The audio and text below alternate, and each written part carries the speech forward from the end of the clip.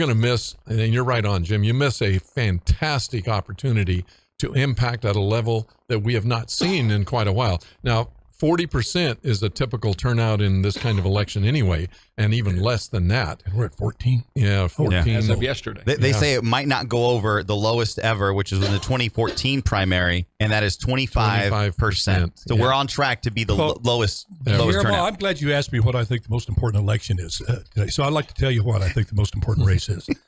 See, he can have a conversation with himself. Ironically, I think, in keeping with what Jim said about the opportunity we have here, I do believe with all my heart the most important race for all of California is the mayor of L.A. Yes. You know where I'm going with this, Jim. I agree you with got Rick Caruso against Karen Bass. And I know Karen Bass. She's a really nice lady. She's really, a Democrat. She tries to work the center. But if Caruso wins and is able to get close to what Giuliani did in New York, Right. that could reverberate as a Republican. Yeah. Now, I think his biggest mistake was saying, listen, I'm going to go in and end homelessness. Nobody's going to end homelessness until you build a bunch of mental hospitals like was there before Reagan came in, and you get treatment for these folks, of which 90% are addiction and mental health issues. So that, I think, was a critical error. But crime, bringing down crime, bringing back, I think if he wins, Jim, I think that could be a game changer. What's your thought? Am I way off base here? He was a Democrat. He was a Republican, and then he re-registered as a Democrat. So is that the key? Should middle of the road El Camino Republicans? Yes, because you're never going to get California in the next 100 years become Republican. You got to have the Democratic Party come back to their senses. That you have a Pat Brown Democrat, not Jerry Brown, his son. Yeah. But Pat Brown was a Democrat that Republicans would work with. George Duke Machen was a Republican that Democrats could work with. It was called common sense. Both parties had quite a bit of it back then. If they get back to that, I would rather him be a Democrat. Yeah. I'll tell you what, we got to take a quick commercial break, but when we come back, Jim Franklin, I want to get your opinion on the L.A. mayoral race, which is one of the ones that we definitely need to watch tonight. I think that'll say a lot of where California might be headed, and is that the recipe for success for future conservative politicians? You're listening to the best talk in town, primary election coverage 2022. Jim Franklin, Alan Autry, Larry Powell, and myself will be right back. You're listening to Primary Election Coverage 2022 on Talk Radio 1550 KXEX. Prime Minister,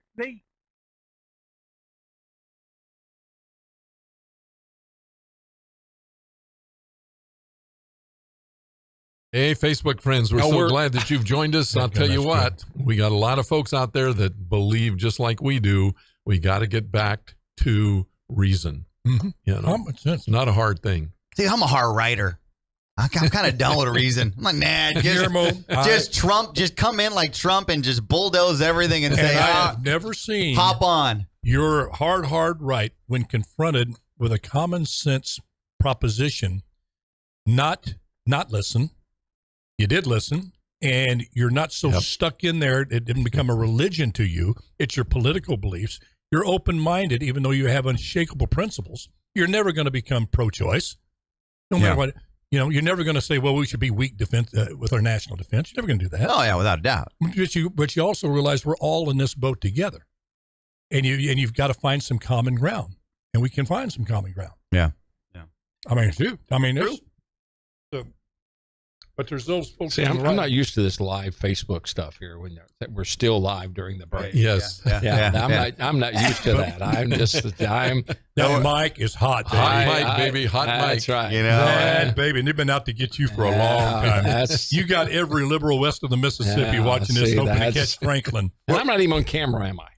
I don't know. Jose's manning the camera and he's walking out the door, so I'm not sure. Good. Maybe just the back of your head. Oh, there, which is the best side of me. I have a face for radio, which gives you plausible deniability. That's not me. That's not me. That's not the back of my head. That's not my voice.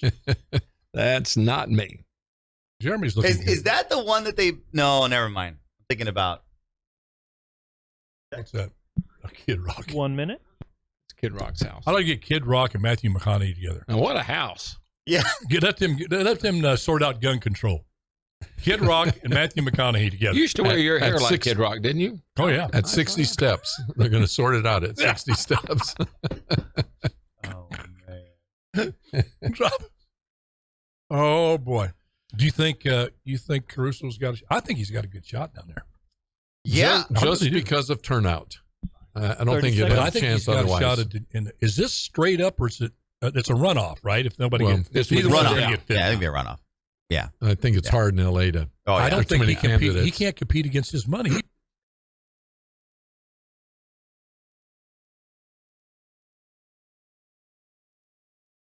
10 seconds.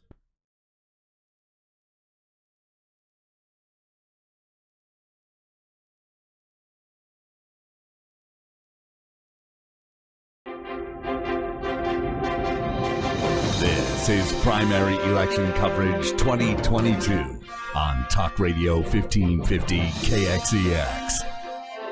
Here's Alan Autry, Larry Powell, and Guillermo Moreno. And joining us as well, Jim Franklin Live, 3 p.m. And we have two. I don't know how much longer I'll be live with you. Hey, that's what you said in 2020, and you ended up saying until midnight, and we were gloating. Remember Yes, how much we were yeah. gloating? We were saying the Democrats are done, their party is dead. We woke up a couple hours later, and it was. Well, thanks for reminding me of that. That's always a nice thought to remember. Yeah, happy days. You guys doing the Michael Jackson moonwalk? It was. We were on cloud nine. And then that We dreaded were. Fresno B, you open it up and there it is. We were already advising the Democrats how to turn it around, and little did we know that while we were saying that on the East Coast, they were turning it Yeah, around. they were How turning they it keep around. Finding ballots. They keep finding ballots in there. They're like, Hey, you know what YouTube's going to do? You keep saying that. Yeah, you keep saying those. Don't say. Anyhow, we finding don't, ballots. yeah, we don't want to get turned I off. didn't take a position on it. They could be Republican, Democrat, independent ballots. Could find all kinds of ballots. Logarithm. See, I'm going to mess that logarithm Yeah, up. It's not a human. There you go. I'm going to make that logarithm smoking right now, trying to figure this out. What to bring it around? All you got to say is, I like Gavin Newsom. I like President Joe Biden. And now we evened it out. We tricked it. They don't know where we're going. All right, Alan Autry, Jim Franklin, Larry Powell joining us here for our election 2022 primary coverage. One of the big races that we're watching, and I think the entire nation is watching, especially it being California, is the L.A.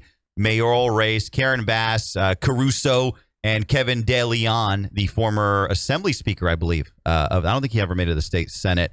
The three-way race, just really quickly, it looks like in this kind of the exit polling, 38% for Karen Bass, 32% for Caruso, and it's been a decade since they've actually had a runoff. Yeah. Like this. And so everyone is pretty surprised that Caruso, the self-made billionaire, did you know this is the second most expensive race in the country? Caruso has dropped $34 million. The only race that exceeds this is the race for governor in Illinois. Wow. He has spent a lot of money. You'd have to. Absolutely. And Jim Franklin here, let me ask you this. So what is your thought on he was a Republican, re-registered as a Democrat. He said he's going to end homelessness, and that's resonating with a lot of L.A. voters. No, I think that was a wise move because you know what it means to be a Republican in Sacramento. Absolutely nothing. And I think that's basically across the state for major election. And we've seen that, very few exceptions, statewide offices, just because of the dominance that they have. So when I saw that he had done that, I thought, and then I thought, maybe this is the strategy.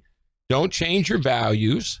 I mean, I'm not going to agree with everything that he says, and I'm not aligning myself with the Democrat Party by any means. But in essence, to win that race, if that's what it takes, because some people they can't even pronounce the names. They're just going to pull the D lever, and so it's D that way. And so that eliminates that aspect of it, and then it puts the people that are voting value. So I think that was a good move on his behalf. As long as he's not compromised value, he's running on ending homelessness. He's running on a strong police presence. Those are the two things: crime, and those are the things that are resounding with the people there in L.A. Have you been to L.A. recently? No. I was there and got off around Hollywood. I was looking for your star, Alan, on the On the deal. walkway. And It's I've been there. I've been there for a long It's time. coming. But I pulled off and went under the underpass, and I thought I had gone into some third world country. I thought I was in, I was expecting the Road Warrior, Mel Gibson, at any time to up. come drive through there. Yep. It was scary, and it was the middle of the day. Mhm. And that's not just that one place. That's all over. So people are wanting to see that. I think he is doing it. And then to answer your question about the importance of this, I do believe this is the beginning of the change of California. And that's why this election is so important. It's not going to come overnight, but the book that I love to quote a lot, don't grow weary in well-doing, in due season. And the key is due season. But you're not going to get to the season of a harvest until first you plant the seeds. And these types of elections of what we are doing are laying the groundwork that people are then going to be able to say, okay, let's get a conservative in, or someone with some common sense into LA. Hey, it started changing things a little bit. Maybe we need to do that. Oh, we're going to get rid of the DA in San Francisco. Well, maybe that's the way. And we're going to change the school board in San Francisco. Yeah, maybe that. Now we're beginning to see some changes that gradually over a few years' time, it's going to begin to move in that direction, especially if we get the red wave that changes all America. Gavin Newsom always said, as goes California, so goes the rest of the nation. What I've been saying for the last year now, as goes the rest of the nation, so will go California. As the rest of the nation begins to change and get some common sense and reaps the reward of conservative values via the gas tank, via the supermarket, via inflation, all that, California is going to wake up and say, I don't care about Republican, I don't care about Democrat, I don't care about red or blue or what, I care about green. It's affecting my pocketbook. I want some of that. That's just back in Oklahoma. And we're gasoline under $4 a gallon. Which would you ever thought we'd say that was a good thing? Did we ever thought that? And How much is buckets of lard? Yeah. That's what they're concerned about. That's what they've got. So I thought, wait a minute. Mendocino, $9 a gallon. Oh, It's going to come that we can't continue this. Yeah. See, but I don't. You're right, Jim. I don't have, and this might sound bad, but I don't have faith in the Angelinos. They're still, Karen Bass is still ahead. They voted, they taxed themselves to end homelessness. Yeah. It's the same party. It's The thing is, you still have, I agree with what you're saying. Excuse me, but I think you have more of a chance to have happen what may happen here in LA than you do in San Francisco. And it was going to have to happen in one of those two cities. Yep. The revolution, if you will, is going to have to happen. Before you came in, I just think it was, and I still do think it was a misstep for Caruso to get on and said, I'm going to solve homelessness. That's like saying, I'm going to solve anger. I'm going to solve jealousy. You can't do that. That's a state issue. Now, you can say, I'm going to push legislation or an initiative to invest in mental health facilities and then you impose where, listen, you can't stay out here on the street. Your guardian's going to have to hold your guardian if they're not here and the system deems you not having the ability to care for yourself, you become wards of the state. That's the law. Yeah. And that's what was done before Reagan. And you know how I think about Reagan. He's one of my political heroes in life, but he made a big mistake there. He just opened the doors, shut all those mental hospitals, and here we are today. Well, unintended consequences happen every time, you try to do, quote unquote, the right thing without research. Yes, exactly. And without getting good Thomas backing. Sowell talks about that all the time. I've got a quick question for you. Yeah. You read off some exit polls. Do exit polls mean the same thing now with the ballots being mailed home that they used to mean? Great point.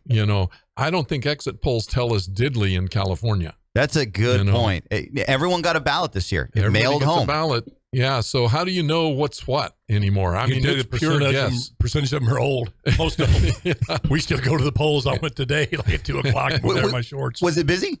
No. Where'd you go? At Perrin and Champlain. Not busy at all. No. I went to Madera County. I had to re-register. No one there. Yeah. It's not happening. No. So that 14%, I think, is high. Just going back to Jim's deal a little bit here about, Caruso becoming a chance of being mayor. I think it's really foolish that he gave up his singing career to do that. But you go you're going to get some Republicans that are going to vote for him. We have kind of here in the Valley a similar thing with Adam Gray And David Valdale. and David Valdale. Well, yeah, you've got correct, Adam Gray. But he's and- got the Democrats doing the same thing Yep. the Republicans. Yep. are gonna and do. a lot of Republican support for this Adam Gray. I mean, staunch Republicans. Oh yeah, Yeah. farmers. saying Yeah, I'm going to support Adam Gray, tough on crime, da da da. Yeah. But you never see that Democrats with a Republican that talks kind of moderate. You don't see them lining up behind Adam Kissinger or Liz Cheney. Liz Cheney's going to get beat. yeah, that's true. There's Very not going to true. be a bunch of Democrats come and say, we support what she did on January 6th as we hate Trump and she hates Trump. I wonder why that is. A Republican, you see it, they'll go, okay.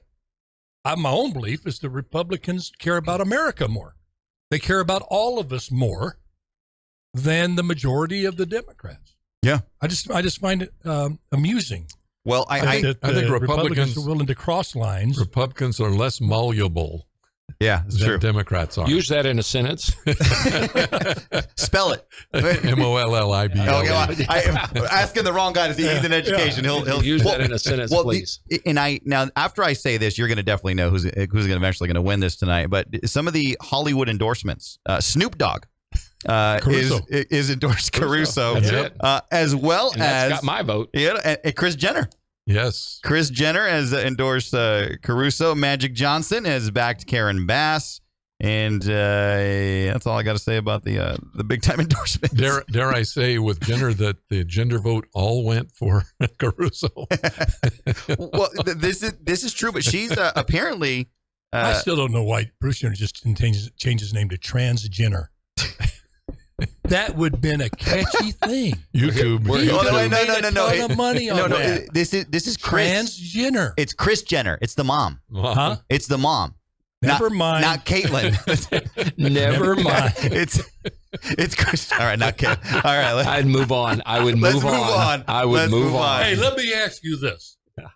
Did I read that right in the stuff you gave me? Is Connie Conway, she's probably going to win this seat, she'll be Congresswoman Connie Conway by tomorrow. but it's over after that? Yeah, it's the special is over. She'll be taking. But what does she do? The seat, After seat goes after away. next week.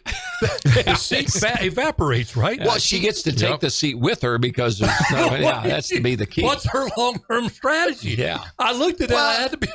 Well, so here. got You the get bills. the parking spot. Why wouldn't you And the go in staff. that and say, you know what? I'm going to go there and get punched in the face just because it's only for like 3 rounds. Yep. So I just feel like taking a beating for 3 rounds. Well, here's the thing.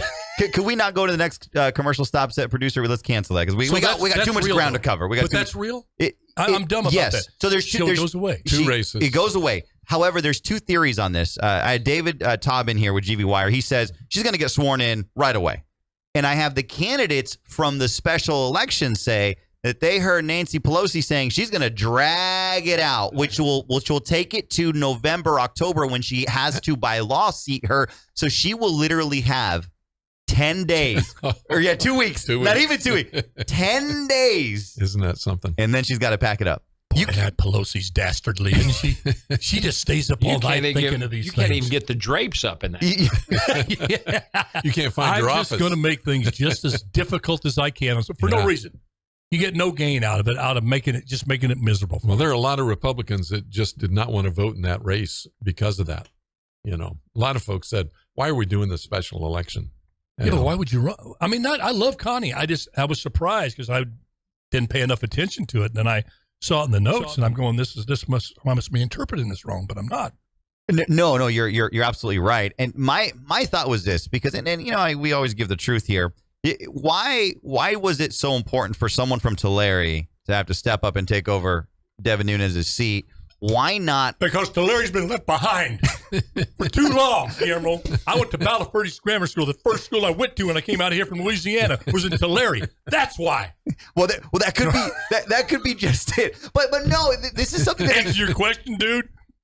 the Tulare Republican is different from the Fresno Republican, and they really they did not want this seat to go to really any. Now explain that statement. So there, Tulare Republican is different from a Fresno Republican. Delve a little deeper into that dive. you got 2 camps. You got a Devin Nunes camp, and then you have a Nathan Magzik. not even I think a further right Trump, a further Okay. right Trump But Nunes Republican. and Trump are like this. They're simpatico. They were, but He's running his company. What do you mean we don't get Nunes is running his company. the Tulare and Fresno Republicans don't follow this, Jim? mix well. I have no idea what you're talking about. I I'm just know, watching the but crumbs from the cookies come out of your mouth. That's all I'm watching. No, this is stuff I learn every day. So- First of all, I agree with you. Yeah. But I want to know why, because I really don't know why. Why it's different. Because there is there's a little Tulare angst there is between more the two camps. conservative than Fresno. It's as simple as that. Tulare is more conservative. Why didn't we ask the educator first? Yeah, right. You know. Don't ask I'm me. spitting cookies out the thing there, and all we had to do was go. But I can tell you, based on schools and how state laws are applied, when you have any flexibility at all, Tulare and Kings County schools are more conservative than Fresno Okay. schools. Yeah. Okay. It's real simple. And the reason why I get you now. the reason why I bring this up is because the thought would have been, let's put someone in the special that is also going to run Absolutely. in In the the next general, and then he Okay. or she would have backing from the RNC, and he or she would have a lot more I agree. support and weight going in because they would be an incumbent, and they would be going against probably Jim Costa. Okay. So I that got you. would have been the logical, like, hey, It would have. let's get behind. But instead, there was no organization in the party. The Tulare crew wanted the seat. The Fresno crew just wasn't organized. Okay, so what? Yeah. Yeah, and so that's honestly what None happened. of the leaders in Fresno jumped up and took advantage. They really didn't. They just, and everybody saw the 10 days. I think a lot of people saw, I'm going to be in there for 10 days. Why would I put energy, money, effort, and all of that when it's not the seat anymore? And it was weird because it was like, well, it's the 21st. It's only for 6 months. But then when the primary comes, don't forget, you're also going to vote for the new 22. And then half of that turns into the old 17. And then don't forget, but this candidate is going to run here. But then they're going to run in the – it was – I mean, you're talking about confusing the voter. Maybe 7% turnout in that race. Oh, it was it was really Now, bad. being the ill-informed guy I am on the deep dives into this, how did that district get carved out like that to where Nunes? I mean, was it supposed? It was supposedly a nonpartisan commission. Oh yeah, very. It was straight random. So was it purposely out to get Nunes This is out? California. No, That's it all was we out have. to eliminate Fresno's influence. Yeah. Okay, That was It- the But they whole split thing. up. That's what they split up. They They split up Fresno. What do you split got? up Fresno. Three districts at Fresno and What? Herndon? Well, you got Kevin McCarthy is in Fresno and Fresno. Herndon. Yeah, He's our representative. yeah, in a great guy. But listen, that's not a bad really. Shannon Grove. Yeah, here we go. Yeah. And again, I'm glad they're. Yeah. But really, But Blackstone and Buck Owens Boulevard just together, man. I mean, who would ever thought it? You know. And here's a little bit of background information. So when this was all going down, because the redistricting committee had these little sessions, these hearings, and I was informed by someone in Madera County said, hey, listen, when that time came up, when they were dicing this thing up like a surgeon, carving it up like a surgeon, and they asked for public comment, not a single person from Fresno County said a thing during the hearing. Therein, we go back to my burnt out theory. Yeah, People are just they're burned out. Yeah, absolutely. burnt out. They're used to being shut in. isn't that what we want from leadership? Yeah, that- Well, we got to move on here, especially because we have Alan Autry, former mayor of the city of Fresno. He was former what? He was former the talk former show mayor. host here at KXS after tonight. Former. I didn't know you were the mayor. Was you the mayor? I was the mayor for a while. I think it was. that. Listen, he had law or maybe I was enforcement in an episode. experience. So It was like an episode of Dallas when Bobby wakes up to the dream in the shower. I dreamed I was the mayor. Where's my downtown lake? I had a dream. There was a lake. Hey, that was a good. What was it? It was the river. it It was a river. Well, it started out as a lake. Did it really? Yeah. Where were Yeah. you going to put I- it? Oh yes. In downtown Fresno. But where? Just downtown. See, you get stuck on the details. You know, I see things that never were and ask why. And dream things that never were and say why not. We don't have water. That's why. Yeah. We don't definitely don't have The water. best line, and he was vain, bulging, angry, and I was going out Vaughn's, and it kind of scared me. I walked up to him. He goes, "Autry!" I said, "Yes, sir." I'm putting my car. He goes, "You know," and he had his eyes like Marty Feldman. "You know what? I wanted to vote for that downtown lake. You know why? Because I want to see you jump in it and drown." I I go, well, dadgum, I'm glad we didn't get a belt. and I just got in my car. Oh man, I love it. I love it. Well, speaking of downtown, it's one of the races in contention. It's every odd. Well, it's odd every election cycle, and then it switches to even. So yeah. So the biggest If one. it was just every odd, we'd be having all of them every. They're always odd. Yeah, I say get it over with in one time, and that's How it. about Carbasi suing Soria? What's that going to have an effect on that race, if any? It could. So Carbasi just hasn't been able to raise money, is what I was being told. He hasn't been able to really get off the ground. So he's going to sue her, win the suit, have some money, fund his campaign. Well, let me in my stack That's not a bad little strategy. Let me do the Rush Limbaugh. Look at all Hey, this. you got to do what you got to do, Yeah, Larry. I know. But were you the recipient of one of those campaign ads? No. I was- just found out. Is there money in it if I was? Yeah. Well, Bob Leone told me today about that. It was really bad. I don't know if he some kind of assault charge, and I didn't even know about. You don't know a lot about people until they run for office. No, Then- absolutely. I'll tell you one thing. Honest goodness, that Johnny Depp thing, how it ended up, it's going to open up a whole new era. No, you defamed Squirrel. Where did me. that No, come you don't see the connection in that. With a guy going out and I saying, got a little motion I got- sickness from that I got last move. defamed. A man getting defamed by a woman. Usually they take it. I'm just saying. I'm not saying. True. You go in and you go to court. The guy wins $15 million. Heretofore, men ran like scalded dogs, even when they didn't do anything. No. And True. in my brain, I saw a connection. I'm there. So the question remains: would Carbasi actually have sued her if it wasn't for Johnny Depp? We'd have to ask Michael that. But at the same time, you got Nelson Esparza suing Gary Bredefeld for defamation. So Yeah, it's not gender They neutral. just It's- roll dice. it's- Okay, you sue him, you sue her. You know, we all and Fresno loses. Right, the, yeah, the absolutely taxpayer loses. does it. They lose big time. Yeah. So who's going to lose and not make it on from the Tower District? That when you talk about the city council, this is really Fresno City Council. This is really the only contested race where we're gonna, we're gonna actually find something out tonight. You got Kerry Catalano, who's been running for a long time. A long time. Yeah. There's a he- name in Fresno, Elias, and I don't know if you guys are old enough or been around long enough. He ran for every office there was for at least 40 years. Elias. Did he ever Did he win? ever win? Never won. Well, he Yeah, can no. take, but Kerry, I think, is very talented. I think he he is could be talented. really. Just can't get elected there. Now, let me put this forth to you, Larry. Yeah. You look at Paul Dictos. Paul Dictos ran, lost. I don't know how many, and then ran and won. Yes. And now I looked on the ballot. He's running unopposed, correct. doing such a great job. And my heart. Do you know his secret? He knows every mayor in every small town in Fresno County and helps them with their taxes. He's a CPA. He no has more likable more- guy have you ever met. He's Eli. got more connections than anybody I know out in the county, and people don't understand that. And he's an oxymoron, accountant with a personality.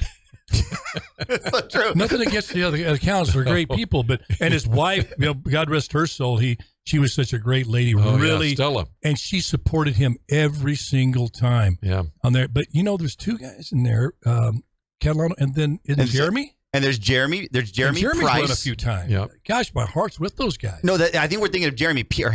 Jeremy Pierce. Yeah, Pierce Jeremy has run Pierce. North. You know how many times I messed that up when he was sitting here in front of me? I kept calling him man. Jeremy Pierce because it's Yeah. Price, Guillermo. Here, don't mess that up anymore, Guillermo. I'm gonna have to come on over there and get you now. Hey, he's going to be busy after the Elvis movie comes out. He will be busy. He's going to be booked up. But even- my heart, we know both of those guys, and they keep running. Mike Briggs, Good and people. and there's Mike, and But- then the heir apparent, which would be Annalisa Perea.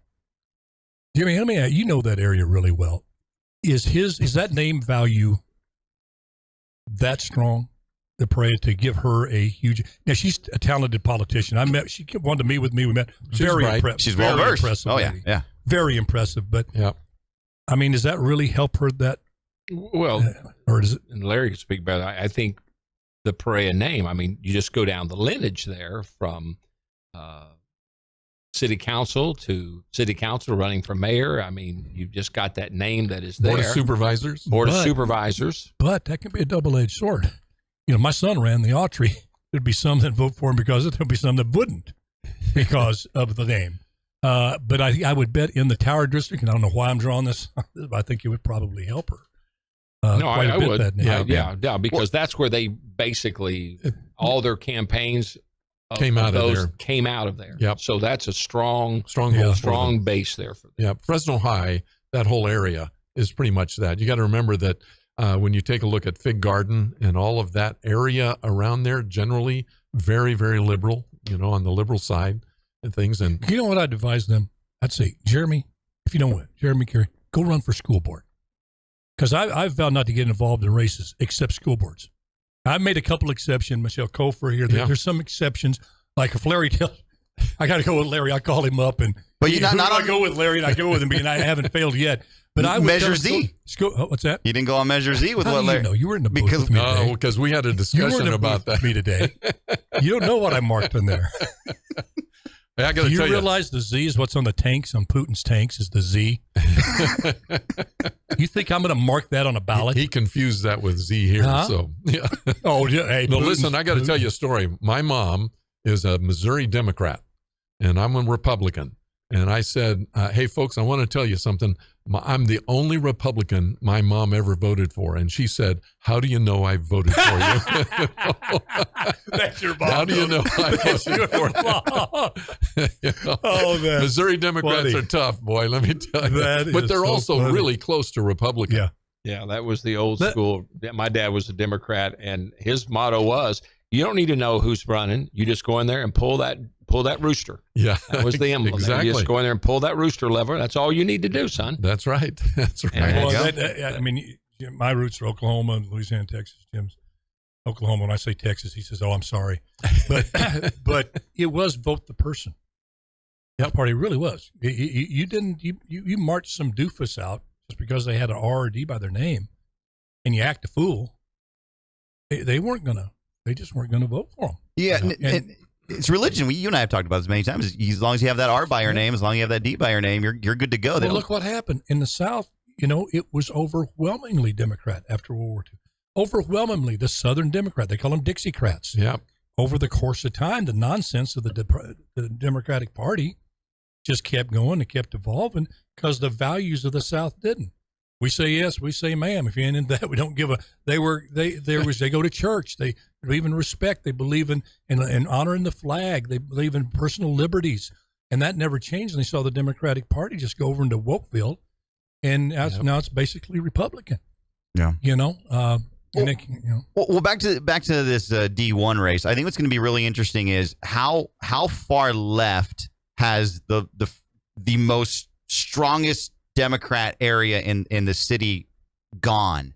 Because David Taub and I were talking about this. The question really is Annalisa going to win it outright, or is she going to have to go to a runoff? And if she goes to a runoff, is it going to be Kerry and her, advancing? And I said, no, I honestly believe that if it's a low voter turnout, the Democrats split their vote. This is a good opportunity for Prius and Briggs. It's a long shot, Prius. but Price. Dang it. Pierce. I added another. You turn them into a car. Well, you and I have done that. Yes, we have. We've turned Closed caption provided by. we have. But wouldn't it be surprising? I mean, I think this would be the biggest shocker of the night if the Democrats couldn't figure out where they were at. Right. They voted Annalisa will come in probably more than likely number one. The polling is suggesting that. But Prius and Kerry are Prius. Price and Kerry aren't that far apart for number two. Right. So that I think would be the biggest surprise. And I think statewide, and Mark Moiser was saying this yesterday, you're going to have, for the first time in a decade, some contested seats with an actual Republican because of the low voter turnout. And it goes back to what you said at the beginning. Chance. We got an opportunity. Yep.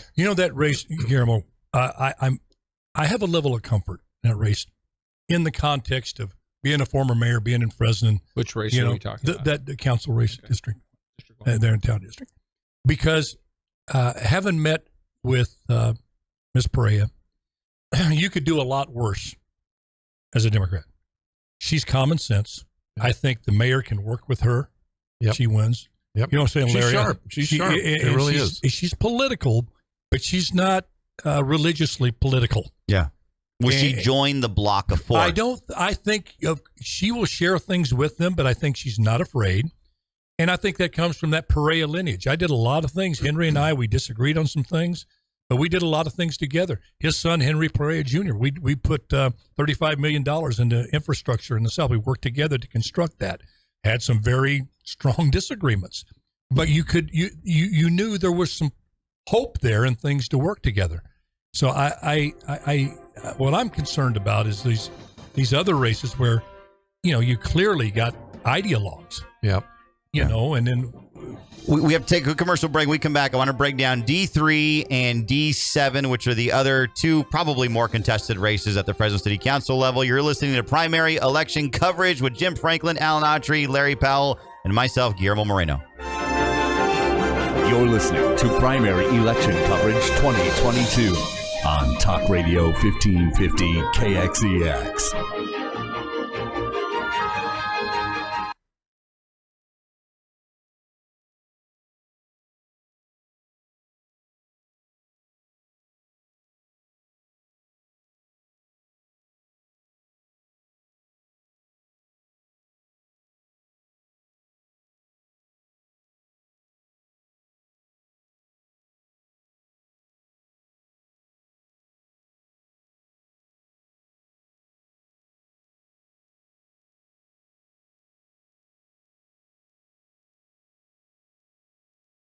Needed to stop this ineffective city council.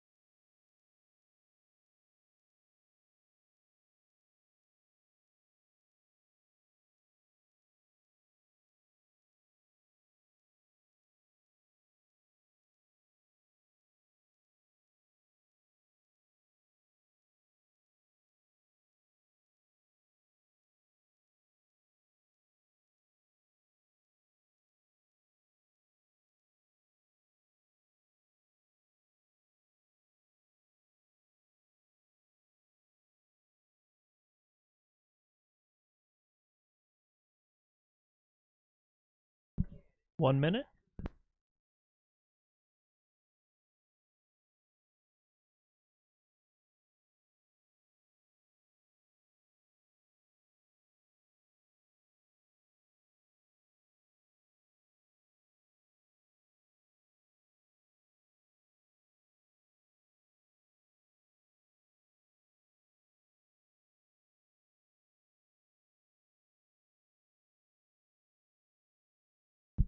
$30.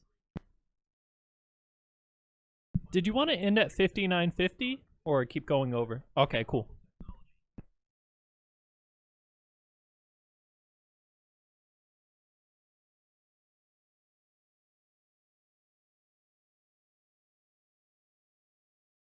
$10.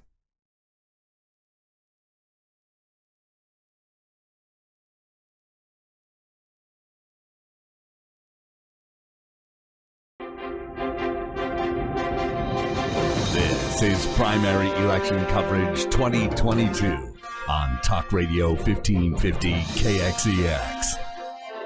Here's Alan Autry, Larry Powell, and Guillermo Moreno. Joined also by Jim Franklin. Jim Franklin live at 3. I just snuck in. 3, you snuck. And I heard they were food, so I came in. And cookies. That's what I asked him. No, I'm not touching that. He's put his hands over every one of those crumb cookies there just to kind of keep us from ever eating. Since I got off that plane in China, He's kind of good. I saw he picked one up and licked it. I brought a COVID test. So yeah. There you go. Oh, did you see CDC? No. Announced. Oh, there's been an outbreak of a virus.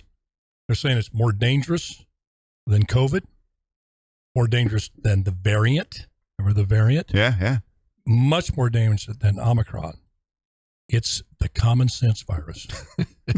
And they've isolated it. That's coming out in Fresno. They've isolated it on Shields Avenue, Shields and Blackstone at the Manchester Center. This is so true. And they've warned people that watch out. Some symptoms are you suddenly, out of nowhere, believe in logic. You out of just nowhere, you suddenly believe a man is a man and a woman's a woman. Amen. No, they're very, very concerned about this, and they actually believe also that when you get this in your body, it acts very quickly. It just instantaneously you're infected, and you believe that math is not racist. And now they're working on a vaccine. They're working on a cancellation vaccine they think is going to work. So just that's out. Ask Jeremy, check on the wires. He's nodding. Yes. There you go. Check on the wires. Fauci's going to be on the wires. Fauci's going to address the nation tomorrow at 7 p.m. We founded Fresno, California. Nobody goes out.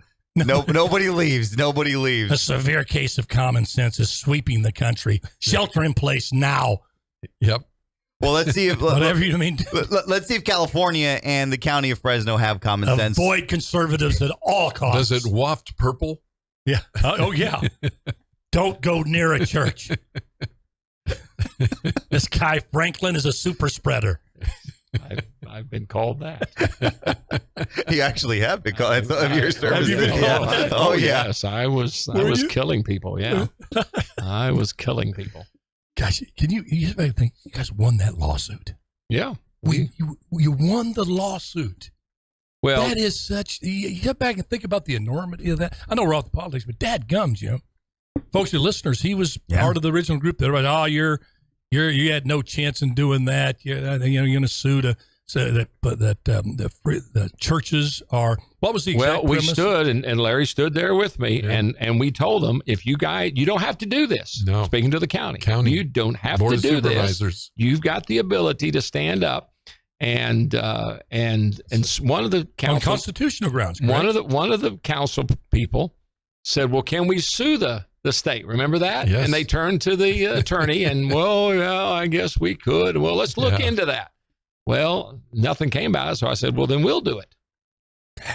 That's just. I'll tell you, there were more backstrokes in that meeting than I've ever seen. Man. That became the swimming move, boy.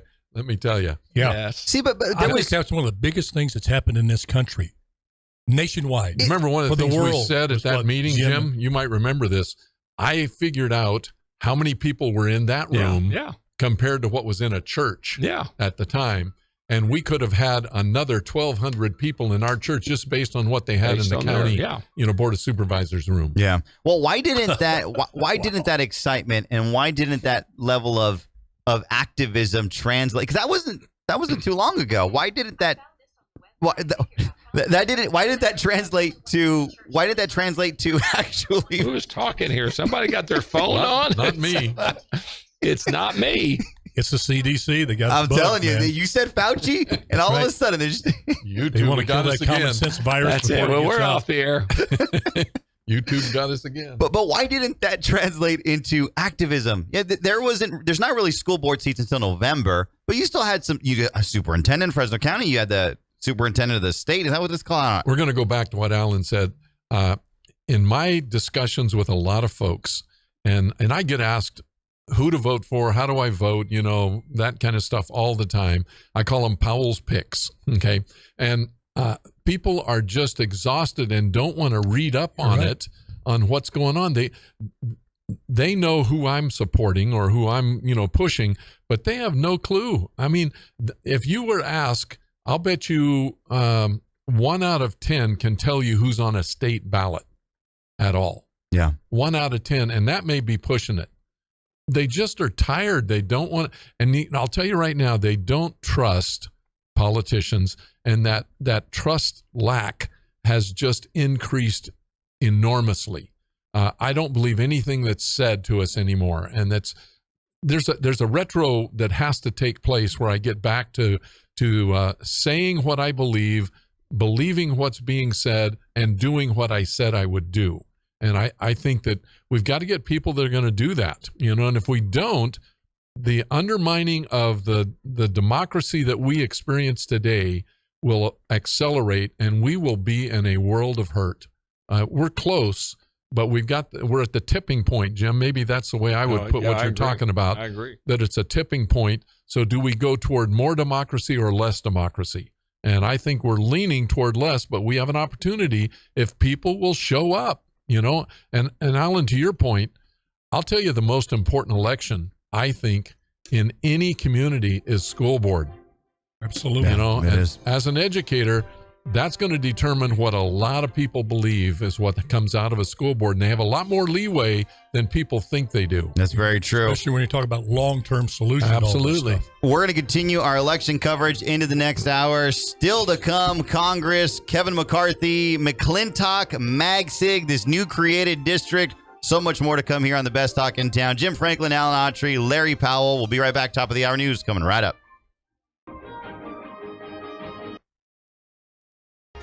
Talk Radio.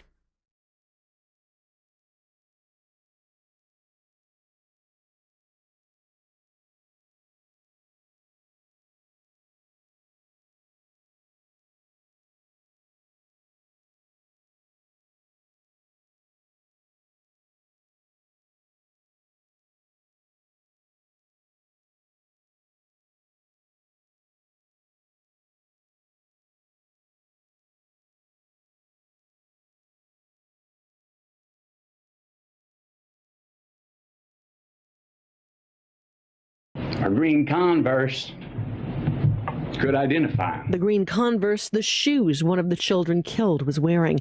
ABC News is focusing today on the problem of gun violence in America. As of now, though, we know that this bipartisan group of senators, they are working with a more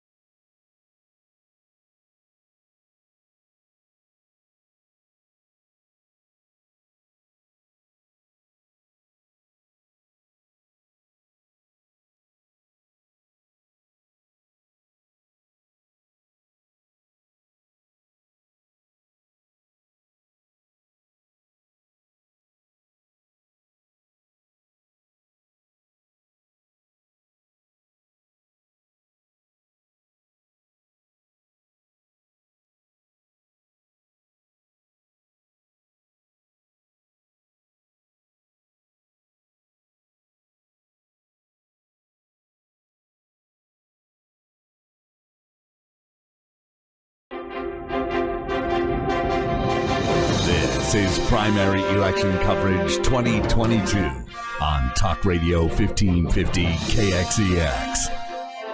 Here's Alan Autry, Larry Powell, and Guillermo Moreno. Welcome back. Our coverage, our second hour of coverage for this primary 2022. Larry Powell joining me here, and we actually get longer than an hour together. We do. I love it. It's a special night. It's like I got my bow tie on. We actually know that we can speak longer than we thought we could. This is very true. And an hour is they asked me in radio, like, hey, hour show, a 3-hour show. It really is different. Just because you could do one, it translates incredibly differently. But I've done one 3-hour show and I was exhausted. I don't know how you do it. It's I say a lot of the same thing most of the time, and most of the time it is the same thing that I've said. If you catch my drift. But we're breaking down the biggest stories. Alan Autry, Larry Powell in here in studio. We really appreciate Jim Franklin stopping by. That man's been all over the world, and now he's really comes full circle because he's hit Manchester right here on Shields and the center of the world. The center, that's right, the center of the world. Well, the center, hopefully, of your coverage for this midterm primary. It's so weird. You heard the midterm 2022 primary election. Yeah. It's a little odd, but I just want to recap where we've been because these are really going to be the stories the entire night. The low voter turnout, historic low voter turnout. Fatigue. Well, it's real close to a no voter turnout because that's a very good point. Yeah, when you think about it, I hate what happens in classes that I used to teach at the university, both Fresno Pacific and out at Fresno State. I used to talk about how you kill a democracy, and the best way to kill a democracy is don't vote. I chew everybody out who doesn't vote because you can't give me a good enough reason, to not vote. You just can't do it. Yeah. And there are times, of course, there's nobody on the ballot that is worth voting for. I get that. But sometimes you have to pick the lesser of the evils. You got to at least make your voice heard. If you don't make your voice heard, I think you lose your chance to give an argument, and I just hate what happens with that. That's very true. This is very true. The other thing is that how does Putin and Venezuela and North Korea and Jim Cutton, they have like 90% voter turnout. How do they manage that? Let me tell you. And we're at 25%. Did you know that Putin has... They personally help you fill out the ballot? Yeah. Putin helps you. You don't need, very Putin helpful. has only 2 television stations. One is the free station, and the other is the government station. And the free station says, watch the government station, and that's all they have. So... They're just telling you, watch number 2. Yeah. Well, so that's one of the stories. The other story is, are Republicans actually going to send anyone through to November? Because really, we have an opportunity, first time in a decade, where this jungle primary, it might not be just 2 Democrats. So if the Republicans show up, they actually show up, you might have that. But then we also haven't mentioned, I mean, the largest. Well, I don't think they're the largest, but they're the second largest political party. It's the NPP, no party preference. Yep. It is nationally the largest, of which I'm a member. Yes, you are. So, I'm an independent. I think that's that's all these ads are aimed at independents. Yeah. Because, the hardcore, the Republican members, actual members of the Republican Party, 99.9% think they're going to vote for the Republicans. Same thing on the Democratic side. Excuse me. So it's the independent out there that sways the election one way or the other. And that's what's, Biden and his administration, the whole Democratic Party are up in arms. They're seeing these polls with independents.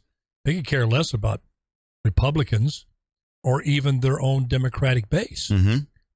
They're saying independents skew big time away every demographic, young, old, every minority. They're losing. They're bleeding voters that were with them last time that are clearly going to go the other way. And I look at how the national issues affect the local scene. There was a time, and I can remember, when there was a distance between those two. What was happening in Washington, D.C. at the time?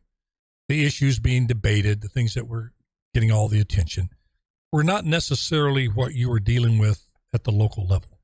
It was like, hey, which street gets paved first, or what gets rezoned, and a lot of local law enforcement issues and that sort of thing. Now you're getting city councils and mayors taking their marching orders and spending a lot of their energies on national issues like abortion, CRT, the border, all of this stuff. And they're making a decision where they're going to vote for this particular local initiative. Or they're making a resolution that has it's just a piece of paper. And has nothing to do with anything local. You know, are we going to be a sanctuary city?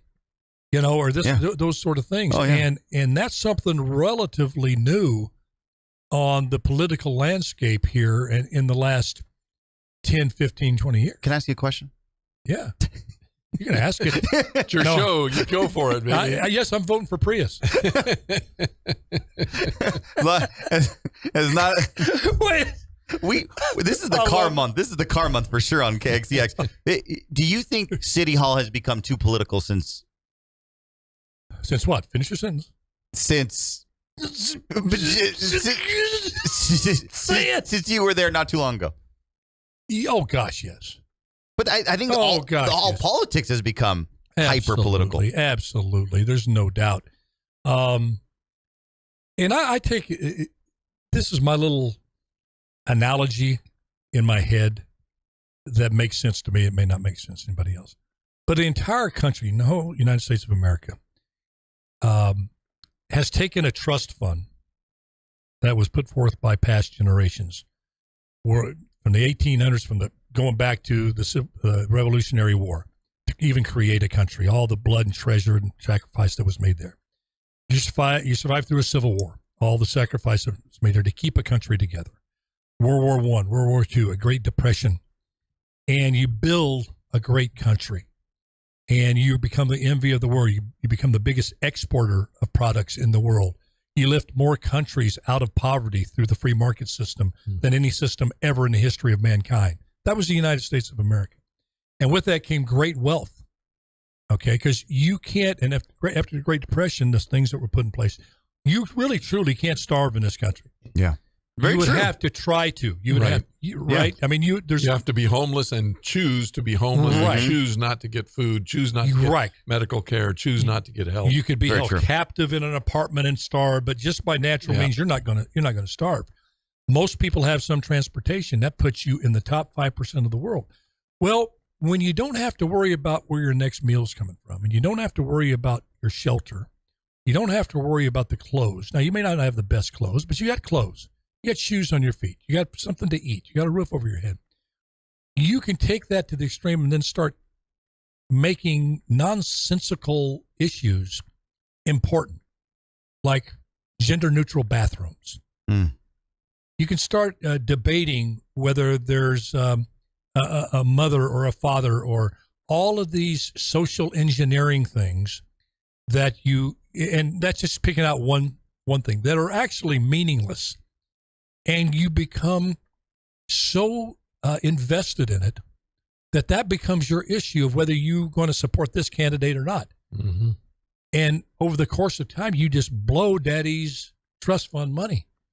To now we're looking at a $26 trillion deficit. We're looking at a recession, stagflation, of which the experts are saying could be worse than the 70s.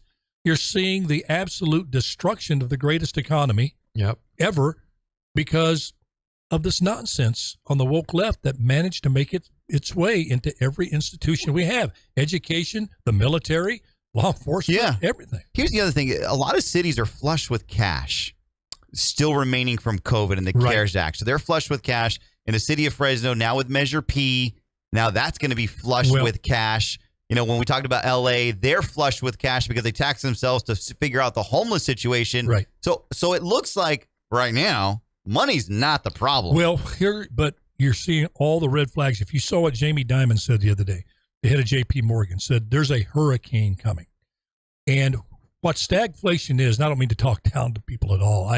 You probably all know what that is, the difference between inflation and stagflation and a recession and depression. But they're calling stagflation as a real possibility. That's much more frightening than inflation because of this. With inflation, you usually have employment, high employment, because there's more money. People are employed, and you have more money in the system, sometimes too much money, and prices get inflated. But when you have unemployment, there's not supposed to be as much money in the system, so inflation comes down. You may not be working, you might be living on unemployment, but bread is not going up $1 a week. Mm-hmm. Okay. Stagflation is you have high inflation, you have slow growth, and rising unemployment. So people are not working, and so they say, well, what's going on here? Well, pretty much all of the reputable economists have come to the same conclusion, that people have taken that stimulus money, which we're seeing now, the stimulus bill should have never been put in place. 4.7 trillion of phony money should have never been pumped in, but it's in there. People saved it. Now they're burning through. They're spending it. They're continuing to spend like that. But once that is out, they have no savings. Right now, 2/3 of Americans are living paycheck to paycheck. Yeah. It's 155 million people are living paycheck to paycheck. So when the unemployment hits, that paycheck is gone. Interest rates are high because they got to take that money out of the economy to burn it to control inflation. And that's what J.P. Diamond has said is the hurricane. You better button down the hatches because this is why that money, the cities are going to run out of the money. Yeah. Because you're not going to have people working. We could be in an 08 situation all over again. They're thinking about 6 months worth. You'll start seeing this start to happen. This big hurricane, as Jamie Dimon says, coming probably around September, October. Right. And in 2023, you better be ready. Yeah. Yeah, it's true. No, you got a good point. I want to blow through our commercial break here because we have so much ground to cover. There's just so many races. I want to switch gears here. Congressional races. This area got all chopped up. I said like a surgeon. And I don't know where we should start. I think we should start with probably one of the biggest races congressionally is going to be I don't even know where to start. Let's start off with McClintock and Nathan Magsig. This is that huge brand new, I think it's CD5. I'm not sure. I get all confused with the new ones and the old ones, but it's that huge swath there. Tom McClintock, a very, very well-liked conservative on the base. A real conservative. Not conservative. an El Camino. Not definitely not. Never driven an El Camino in his life. never even got near an El Camino. Number one rated conservative in America. And just endorsed by President Trump. Yep. Just a couple days ago. And then you have Nathan Magsig, who a lot of individuals said, hey, this is quite the move to go from Fresno County supervisor. But Nathan, the time is right. He's got a free run. Still stays where he is. Do new lines. It's now or never. 30% of or you were telling me this, right? Was a certain part of the district doesn't know either of these two men. Mm-hmm. So it looks like it might not have been that of a stretch for Nathan. I owe Nathan an apology, although the little joke was done privately between you and me. And we were in here just mess butting He doesn't around. know yet. Nathan knows that he's a friend. I love Nathan. He's a good guy. But I said, what is more or less likely to happen? Putin surrendering to Ukraine, hell freezing over, or Nathan Magsig beating Tom McClintock. Oh, you said that? Yes, I did. And it was simply because of the name ID. Sure. That's all the reason I said that. But there goes that big lesson for me. You dig a little deeper and you see that only 42% of McClintock's former district is in this district. Now, and Nathan has Fresno County, they're pretty well-known guy in Fresno County. So I think he's got a little bit more of a chance. I still think it's in that little equation, it would be. Oh, yeah. It would be a tight race between hell freezing over and happening. You don't have to live in your congressional district. What that has done is McClintock is assumed to be in every Republican's district. Okay, you get what I'm saying? Yes, because of the name. Because of the name. Yeah. I hear you, Larry. And so while he's not known in that one particular congressional race, he is known in California. That's a very good point. And I mean, a lot of folks just assume. That is very good. I would love to be able to vote for McClintock. Yeah. And so another if they thing see it on the ballot, they're voting for him. And another thing, too, the good thing about having, a home district that's in the mix is the good thing is that they know you. Yep. The bad thing is They know you. exactly. As a mayor, same thing. It's your home crowd can be some of the quickest to boo you of any fans. That's true. No doubt. Let's hop over now to the 13th congressional district, where it's Assembly Member Adam Gray. You have David Giglio, and then you have the Kevin McCarthy endorsed candidate who jumped in really late in Duarte. Mm-hmm. That Duarte Nursery. He's got name ID, and he also has a lot of money from Kevin McCarthy. This was an interesting race because Mag Sig was thinking about jumping in that one. Then he ended up not doing it, and then Giglio was actually wanting to run against Jim Costa, but said, "Yeah, you know what? I'll stay put." And Giglio had been working the ground for like 2 years. Long time. I get stuff from him all the time. Thought he was in, and all of a sudden, Duarte jumps in, endorsed by Kevin McCarthy. Yeah. This is that new district, and then you have Adam Gray, who's really well liked, and we talked about this in the first hour of the coverage. He's really well liked by a lot of conservatives. Well, a lot of independents like him. Yeah. Because he's not ideological. And I think California needs more non-ideological people who that is just so strong ideologically that they forget common sense, and I think we need a lot more folks who are more common sense oriented. Yeah. America lives best in the middle. They love the middle. I like the right, Larry. I want Duarte to take it. Yeah. I want to have a red block right here. When everyone looks at it, you got Duarte, you got, I don't want to say who I voted for, McClinton Magsack. You got one of them two, and then you have Kevin McCarthy, Valadeo. You look at the Central, and it's just red. It's red. Don't you think, though, fellas, in this type of race, we talk about all the name ID that McClintock has, which is considerable, probably in California, if you follow politics. Oh, yeah, absolutely. Probably one of the highest that you've been around a long time and stayed the same. Here you have the antithesis of that. You really have people that the average person has no idea who they are. Hardcore members of each party would know. Mm-hmm. So doesn't it most of the time come down to how good your ads are and how frequently you can run them, which means how much money you got? Money plays a big role, It's going to be, I think, Adam Gray has some very, very impressive commercials. Oh, yeah. And if he's got the money to run it, I don't know if you beat that, Guillermo. He definitely. I think he's going to make it in the top two, obviously, because I don't think the other Democrats going to really steal away votes, and I think Duarte is going to take it. And I think this is going to be a really expensive race. You think Duarte is going to finish ahead of him? I think so. Yeah. I do. I think they did polling. He was already polling higher. That area, I think you still have a lot of solid conservatives that just because does McCarthy's endorsement help? Oh yeah.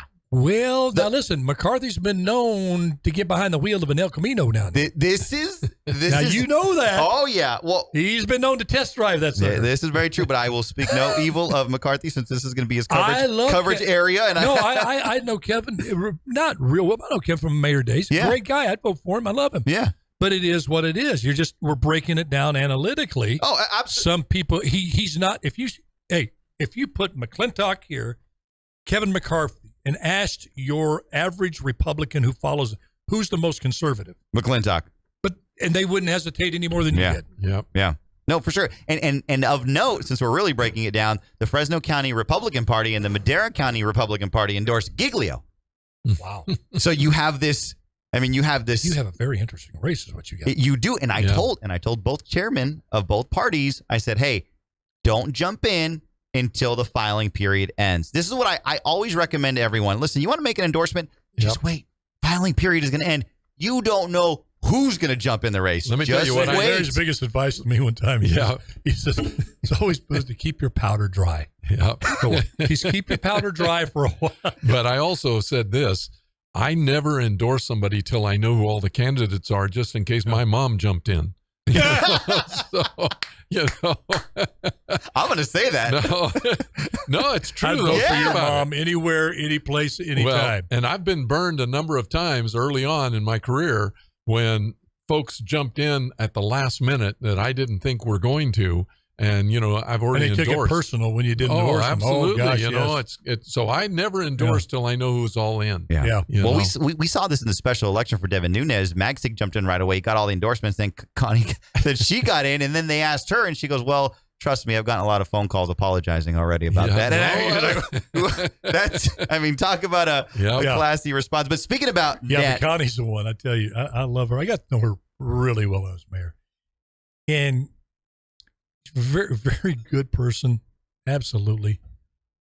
But she's got a little Margaret Thatcher in her, man. You don't want to just cross a little her. bit, You just don't a want- little You bit. don't want to cross. You don't want to get on her bad side. Not that she'd go out of her way to hurt you or anything. She's just all business, and I love it. Yeah, I well, love it about her. Yeah. And if you did, you should probably come and apologize. Yeah, no, if she considers you a supporter. I'd like to go back to this thing about this special election and the final election with the new district. Yeah. Where's she going to be in that? She's not. Yeah. See, that's the whole point is how do Republicans give up name recognition, time, energy, money, all that stuff to get ready in the old election area replacement for the new one and lose all of that with Connie? That was the one thing that I just felt. You mean that Connie should run? She should never have run, or she should run for the whole thing. But you know what, Larry? I think that might have been her personal choice. No, I think it was. That's what I'm saying. Maybe for some reason she just didn't want the long term. Well, but see, it makes no sense to me. Is what I'm saying. I agree with you. I'm trying to find some kind of logic. No. So let me give you why they did what they did, and I don't get it. Let me give you the grumblings that I heard in the beginning of this, and it was absolutely true. The other candidates in the special, whose name was not Connie, were pretty upset because they had this like, hey, you're not going to stay in it. I'm going to do it. I want to move on. You're hurting us. And they talked about it. Yeah, and the grumbling was, well, maybe Connie had campaign debt that she needed to come in and raise money and clear. I hope that's not the case. So, I agree. I want to be fair and say, hey, look, this is what was being talked about, and we didn't do our fact checking. Jeremy, did you ever fact check? I'm probably just telling you about that right now. Give Connie a good. You know something though, if that's the case, so what? Somebody has to have the seat. You're not going any further. She's going to do a great job for 4 weeks or whatever it is. 10 days. 10 days. Somebody's got to do it. They didn't appoint anybody. Okay. Are they going to return my phone call if I call on day one? Are they going to get back? I don't know. I don't know if do you hang a picture on the wall? Do you get any stationery made with your name on it? That's I don't know. true. You definitely get return tickets, though, for your airlines. You definitely get return tickets. Yeah, but it's also kind of bittersweet for her. It is. You and being an elected member of Congress is no slouch. I mean, it comes with. What I felt was it was a legacy vote for her and for her kids and legacy there. Yeah. And I don't like that. I was just disappointed. Because I talked to Mayor and some of the other folks who were running. Yeah, oh yeah. Bright, young guys. I mean, really good guys. And Mayor's going to go after that. He was going to go for the do something else. Full enchilada. Okay, I see your gripe with that. I see your gripe with that. Yeah. Okay. So we killed them in this whole time. And we lost out on a whole lot of influence, possibly. We did. We did between now and November. He had two great. He worked he was in the Navy. He was in the FBI. Oh, he's sharp. And then Stoll as a fighter pilot. I mean, he could have taken that Maverick Tom Cruise. Absolutely. Marketing ploy. Father was a minister. I mean, he's got all the credentials. We had some great for a party that always complains. Our party of not having good candidates. We had them all in one race. Yes, yes. And this was the gripe too. Mid last year, the county parties, the Republican parties, all the way from Fresno, all the way up to Mariposa, Stanislaus, San Joaquin. The biggest gripe was when candidates step up, they all want the glitz and the glory. They all rush to Congress. They don't want to do assembly. They don't want to do state senate. They don't want to do city council, and don't even mention school board because they want to be elected members of Congress. And it's like, hey guys, listen. Yep. Sounds like typical millennials. I would. If I ran, I want to start at Congress. No, absolutely. I agree. Start at the bottom and work my way up. Are you kidding? No, but that's the mentality. It is. It really is. Yeah. So, but that was the disappointing thing for me in that whole race is we killed the opportunity, I think, for some really bright young guys that could have made a difference and made a difference for a long time. Mm-hmm. You know, because if with term limits in California and not having them at Congress, you've got to get your best people in Congress. That's true. You have to get your best people in Congress. That's a good point. And they don't want to run anymore. I mean, why do you do it? Well, they get jaded. I've seen a lot of candidates get jaded. They come out. They don't feel like they couldn't raise the money, so they don't get the party support. The party support says raise the money. They couldn't do it, so they go into the general or they go into the election. They don't get the vote. They don't get supported, and then they get turned off of politics. They don't want to talk to a political. They don't want to talk to anyone, and we lose so many great quality people. Whereas the left, they lose. They lick their wounds. All right, I'm going to run for this again. Yep. And they just keep coming back. But I want to stay on the congressional. Before we go to take a break, producer, I want to touch on this race. This is a pretty important race here. You got California's 22nd congressional district, David Valadao. You have Rudy Salas, who was on the Tinder and the Grindr and lied about his age. He only said he was 10 years younger. Adam Medeiros. And then you have Chris Mathis, the self-proclaimed Trump candidate. He wanted his label on the ballot to say Trump conservative. That actually is not a profession, so it couldn't happen. David Valadao taking a lot of grief for that impeachment vote. I mean, if you want to talk about an El Camino, the conservatives there was a period of time right after that vote where I talked to a lot of conservatives, and they would have rather had a Democrat. And that's what they said. I'd rather have a Democrat because I know how they vote than have this guy in office. Yeah. I'm an independent. I've criticized Trump. You heard me. Yeah, I don't like it. When I think he's done something well, I just have my own opinion. I think good job. Securing the border, good job. These tweets that didn't help anything and hurt a lot, don't agree with you. But you don't want a mean tweet right now on some cheap gas? If it's the right mean tweet. It's the right mean. He did a lot of those 3 a.m. I can't go to sleep, insomniac tweets. And you're looking at this going, okay, I did that when I was in college. You know, I would have done that when I was in college, but they had tweeting. They weren't measured tweets. They were, oh gosh. And then, because I know I worked with Trump for almost a year straight here locally. Almost got a golf course here, too. I got to know him pretty well on how he operates. Yeah. He could have been living here now. But this January 6th thing and this impeachment of him, everybody who had the brains God gave a mule knew you were not, that Trump early on was investigated, was not part of any kind of Russian collusion. Right. There was nothing there that warranted even close to an impeachable charge. And that was left for this woke far left situation. Let them do their thing. For any Republican to be a part of that, it was, to me, I lost a lot of respect for them. Mitt Romney, Liz Cheney. And I know what's behind Liz Cheney. Let me tell you, you know what's behind Liz Cheney? Folks, don't think that she's protecting democracy. I know about this Cheney family and the Bush. I got to be very close with the Bush administration. He appointed me to a lot of things. Therefore, you get to know Cheney. And there's one thing you do. You attack one, you attack them all, and they go for the jugular. And Trump, early on, before he was even thinking about running for president, called Bush the worst president ever. Dick Cheney, the worst vice president ever, relentlessly. Okay? From then on, he was dead meat to Liz Cheney. It's a personal vendetta because years in the making. Because he insulted daddy. Forget democracy. He insulted because they love their daddy. And that's admirable. Yeah. But they're going for blood, and deal is, I'm going to take him down. Because you know why, in my estimation, why Bush went in to Iraq? A lot of people don't remember this. Saddam Hussein, after the first Gulf War, commissioned an assassination attempt on George H. Bush. It failed, but I'm telling you, this is the Texas code. I'm going to get you because you tried to get my daddy. Yeah. I'm going to come get you. So people are going, to me, it made perfect sense. I'm saying, people, you don't understand Texas. You don't understand these folks. They're like, you do that. It might be 5 years, 10 years. You're going to get. You talk about an elephant memory. Yes. Yeah. Absolutely. Yes. But that you're going to was- also bring Jeb Bush into this Yes. because Trump went after Jeb Bush Exactly, and just Larry. ripped him. And Yeah. so Yeah. the Bushes withdrew all connection. Well, So and- the whole thing is, I get it. I get Yep. your pain. I get your anger, Liz Cheney. I get it.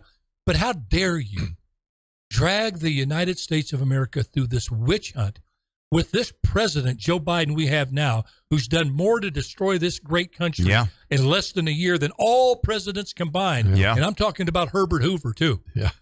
You look it up. Hebert Hoover. Herbert Hoover. No, I know. They, You know, you look that up. No, I agree. And you're going to have a prime time Hollywood produced kickoff tomorrow night and going to convince everybody Oh, yeah. that Trump said, let's get a bunch of QAnon and Proud Boys and bust into the White House. And by the way, Mark Meadows, you get everybody together. We're going to finance them and encourage them to go in there. And with the, oh, by the way, go get the Viking dude. I want to make sure he's up front.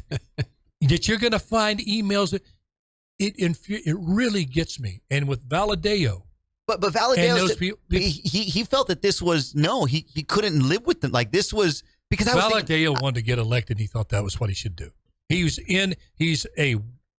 is. so you think he looked at the district and Listen, said it's D plus he's 12. probably a great, likable guy. You'd probably want to have dinner with him. From a great family, but he is in every way, shape, or form a political animal, a survivalist. He's in love with being in office. He's not in love with leading this country where it needs to be led. You wouldn't compromise your integrity like that. Yeah. If you did. He's over this side and he's over that side. He puts his finger up there, and we've known him like that. Bill Clinton was like that.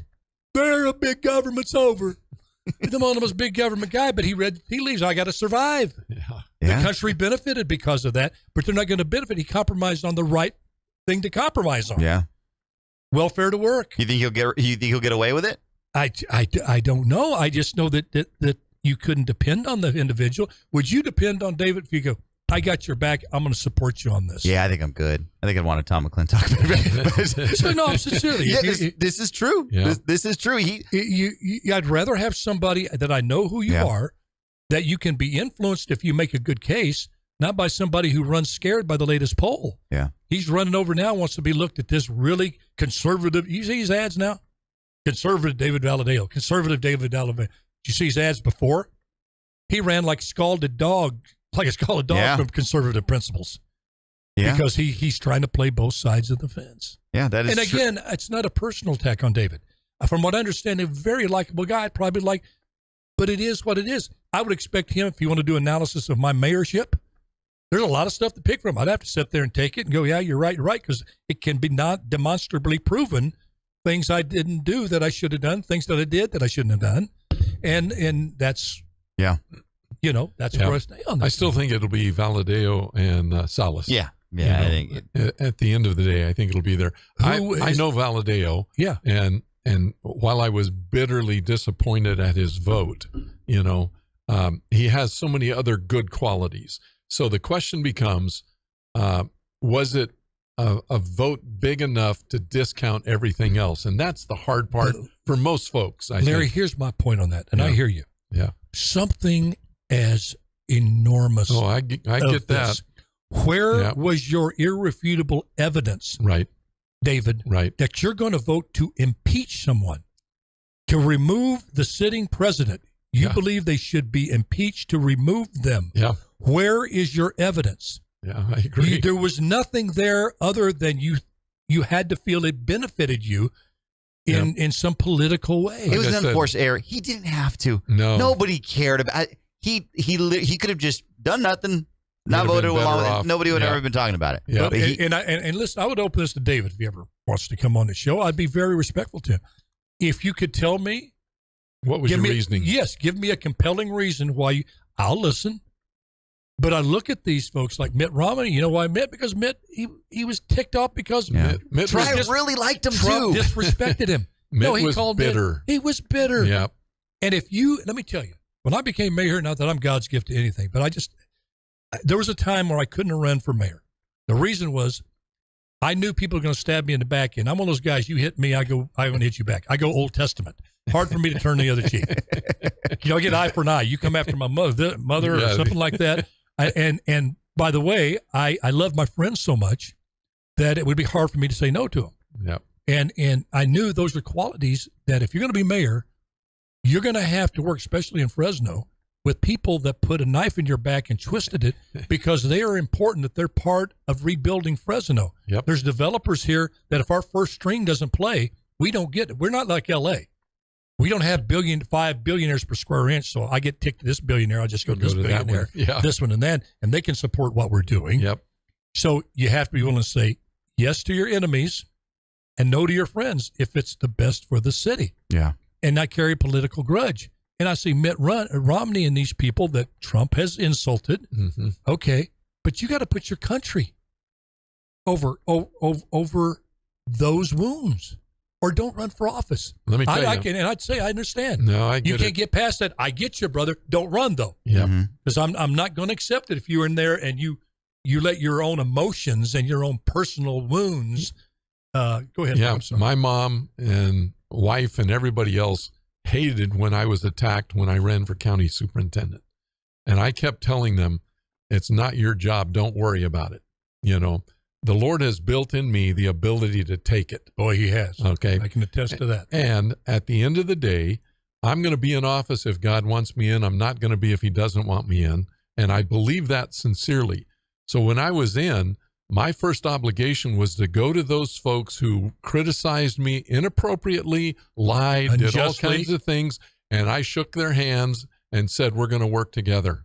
You know, we're going to work together. You have to do that. You brother. have to do that. Yeah, absolutely. If you're gonna going to be solve, if successful. you're going to solve big problems, Yeah. this country's got big problems. You can't do it by yourself. Well, It exactly. takes folks on And all in- sides working together to make it happen. And in a 50-50 country, Yeah. how is any party going to take this country anywhere without some support of the other party? Yep. If it was an 80-20 country, I wouldn't want that. But the 80 can just, Well, we got sorry, 80, 20 20%. California. You can still move something forward. Yeah. You can still, or move it backwards, whatever, your political ideology is. Yeah. But you're in a 50-50 country, and if you get sworn in as president of the United States or as a congressman, Yeah. you're going to be wounded. You're No going to doubt have about wounds. it. You're going to go into that office dripping some blood, so you got to say, I'm going to be vengeful. The or I'm gonna-" digital world has changed Yes. it, and good people don't want to run for office. A whole lot of good people say, I'm not going to put myself or my family through it when they look up something from 6th grade, on me. I don't blame them. So it's really, really tough. My, I'll tell you one other thing that I made sure of. There were people at the county office that worked with me and for me that never knew I didn't like them. And I was never going to let them know I didn't like them. I'm going to find a way to work with them, make sure that what they do is the right thing, and get stuff done. Because as soon as you get into, I've got to win or that kind of thing, you've lost the whole thing anyway. You have to treat people with respect and the way you want to be treated, regardless of how they treat you. What you do to me doesn't dictate how I respond to you. It's not going to happen, and I'm just so solid in my belief in the Lord that he's going to have me where he wants me, when he wants me there, and I'm going to be doing what he wants me to do, that I don't care what somebody else says. I'm not going to chafe at it. I'm going to say, okay, Lord, you got a purpose or a plan behind this. And I'll tell you what, I had 8 years of Camelot as county superintendent as a result. I got a lot of things done. I did not face criticism at levels that a lot of folks have, and yet everybody knew I was a Christian. They knew I was a believer. They knew you'd be treated fairly if it came to my office. Everybody had a voice, all of those kinds of things. And I think we have to have more people, and I'm not putting myself up as a model, but I'm saying, Well, I am. Well, thank you you, up there. but Yeah. but we have to put more people in office who have that sense, Yeah.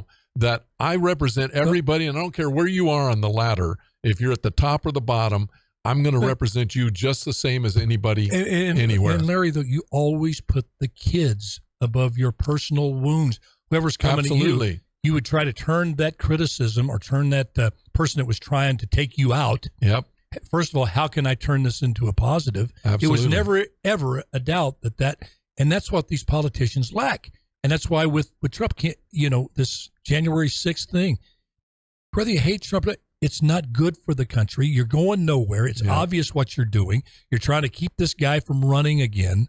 and it's gonna further divide this country. And if you're a Republican or a common sense independent, don't give this commission any kind of validity. I was listening to Bo Snerdley.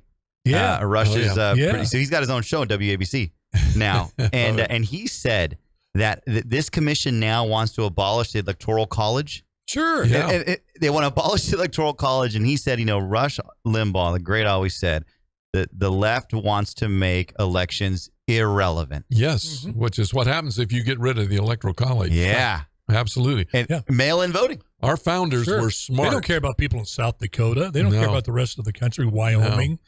No. It's like they want about 16 judges to make the decisions. Yeah. About what laws. They want Constitution to go away. Yep. So they to interpret the law. The problem is if you had that, you would never know what the law is until the judges ruled. Yeah. No, that's right. You know what I would really like to see happen? I'd like to see Valadeo come on your show, and I'd like to ask him one question. Would you do it again? I'd like to talk to Dave. Because like I said, I think he's I heard really good things about him. And Larry, should I be worried? I think you like me. You said for years you had Are you?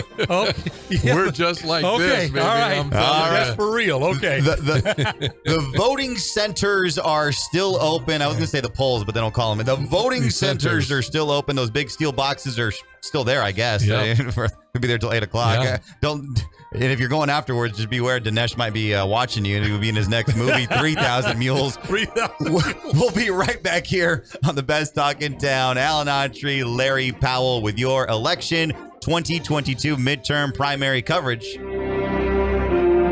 You're listening to Primary Election Coverage 2022 on Talk Radio 1550 KXEX.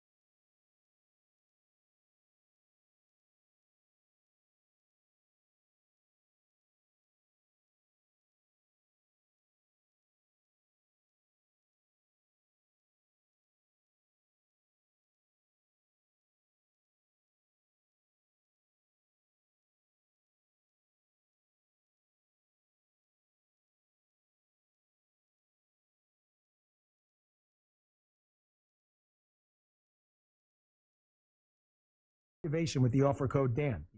Veterans and first responders save even more. Make that switch today. We've proven that when we stick together and make our voices heard, we can make a difference. So join us. Make the switch. PatriotMobile.com/Dan. PatriotMobile.com/Dan or call 972-PATRIOT. This is Fresno County District Attorney Lisa Smitkamp. We need elected officials with integrity who can make tough decisions. That's why we need to re-elect Buddy Mendez to the Fresno County Board of Supervisors. Buddy Mendez is a problem solver. His no-nonsense approach has resulted in additional public safety improvements to the District Attorney's Office and greater care for our forgotten children. Results matter. Please vote to re-elect Buddy Mendez to the Fresno County Board of Supervisors.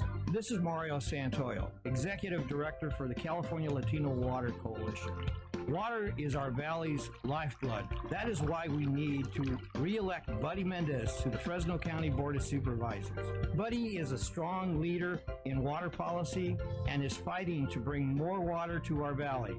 That's clean drinking water for our communities and surface water for our farmers. Please join me and vote to re-elect Buddy Mendez to the Fresno County Board of Supervisors. Ad paid for by Buddy Mendez for Supervisor 2022. Want the inside scoop on an area? Locals always know. Want an inside advantage in your job search? Then you rely on a staffing local. We're Spherion, a 65-year workforce leader with a distinct local focus. Just last year, we helped 160,000 individuals find exciting careers. I'm Glenna Gates, and my team knows the Central Valley area well. More than a business, this is our home, and we have connections to the area's most respected companies. Gain a local career advantage and call Spherion at 559-251-4040 or visit us on the web at spherion.com.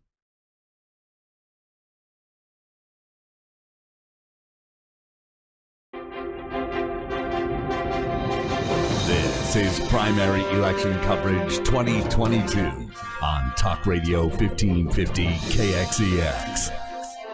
Here's Alan Autry, Larry Powell, and Guillermo Moreno.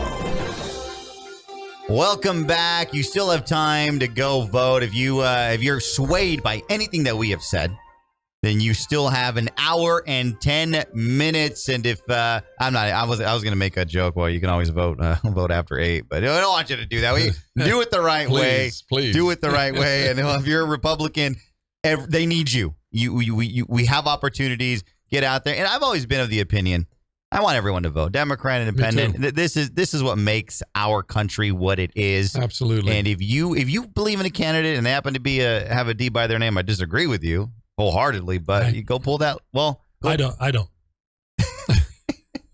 don't. I think if you just you don't make some kind of effort to educate yourself, at least fundamentally what's going on, or you have a Larry Powell at your disposal, you can call Larry, somebody who does follow it, the stuff, then I agree with that. But I don't agree just go out there blindly and not do any homework and just you just start marking ballots because you saw a commercial. I'd rather not. I want to make sure we get take a pass. Don't exercise that right. I want to make sure we get this before the polls close. There is a disagreement between is Measure Z, the zoo. So I told you that's the Z on the tanks in the Ukraine too. So I want to know. I didn't vote for that. I had someone in the studio here. I was helping her fill out her ballot, and the Measure Z came up, and I didn't know what to say, and I said, hey, well, Alan doesn't support Larry. She goes, no, I know. I've listened to the show. Like, well, what do you do? I was like, I don't know. I was, and I started looking at cute little cheetahs in my mind, and then I was like, but man, then I have Alan over here. No, and all of my friends like Jerry, friends like conservative friends out there going, go for Measure C, and it doesn't raise taxes. Oh, nice spin. It's an extension of a tax increase. It quit. Oh God! But it's minimal. You're sitting there doing exactly what you told me you hate.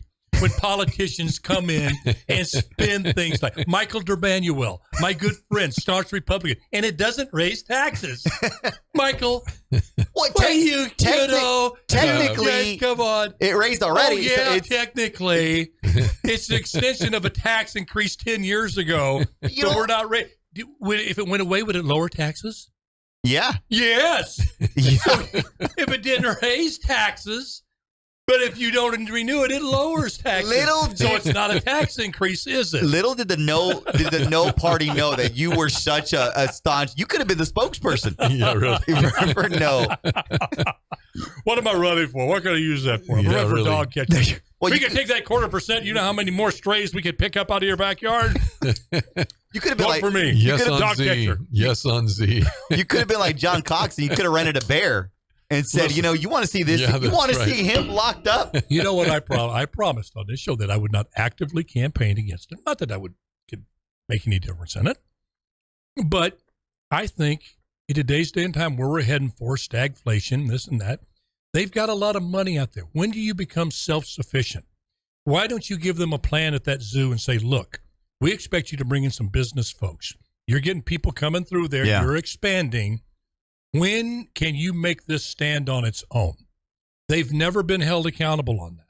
It just says, we just need more shovels to shovel elephant crap. And we want them gold-plated. Larry is... No, I don't hate you. Larry. I've got to catch a breath here. So. All I'm saying, Sir Lawrence, I respect. Hey, my kid loves this. They've done a lot of improvements, though, Alan. Huh? A lot of great improvements. What? I haven't seen them. Are they feeding the monkeys any better? I don't know. Exactly. I don't know. The safari, the African safari. Yeah, they got that going on. I mean, now let me just say a couple of things that I think are really critical. Great cities have great amenities. And so we could have had a lake in downtown. Yeah, and a river. Still carrying a grudge about that. Remember, I tell you can't. Those who's put a knife in your back. Go ahead, Larry. He's got an important thing to say. But even with Measure Z, even with Measure P, Fresno is right dead center of the 20 cities in California in terms of their tax on sales, and yet we were portrayed as at the high end. We were not. We are dead center. And then after all of the taxes that have been done, even since Measure P, Fresno is still dead center. We are not on the high end, at all. And I think that's really critical that you take a look at what do you compare yourself to, and whatever you compare yourself to, how are you doing on sales tax? Now, the argument that always gets extended is, I can buy a car in Clovis for less money because they don't have that tax, and that's the kind of thing. Well, then buy it in Fresno, buy it in Clovis if you want to buy it there. But, you have to decide amenities make for a high quality of life, especially for families that do not have resources. So why was I for parks? Because of that. I was for the parks. Yes, you were.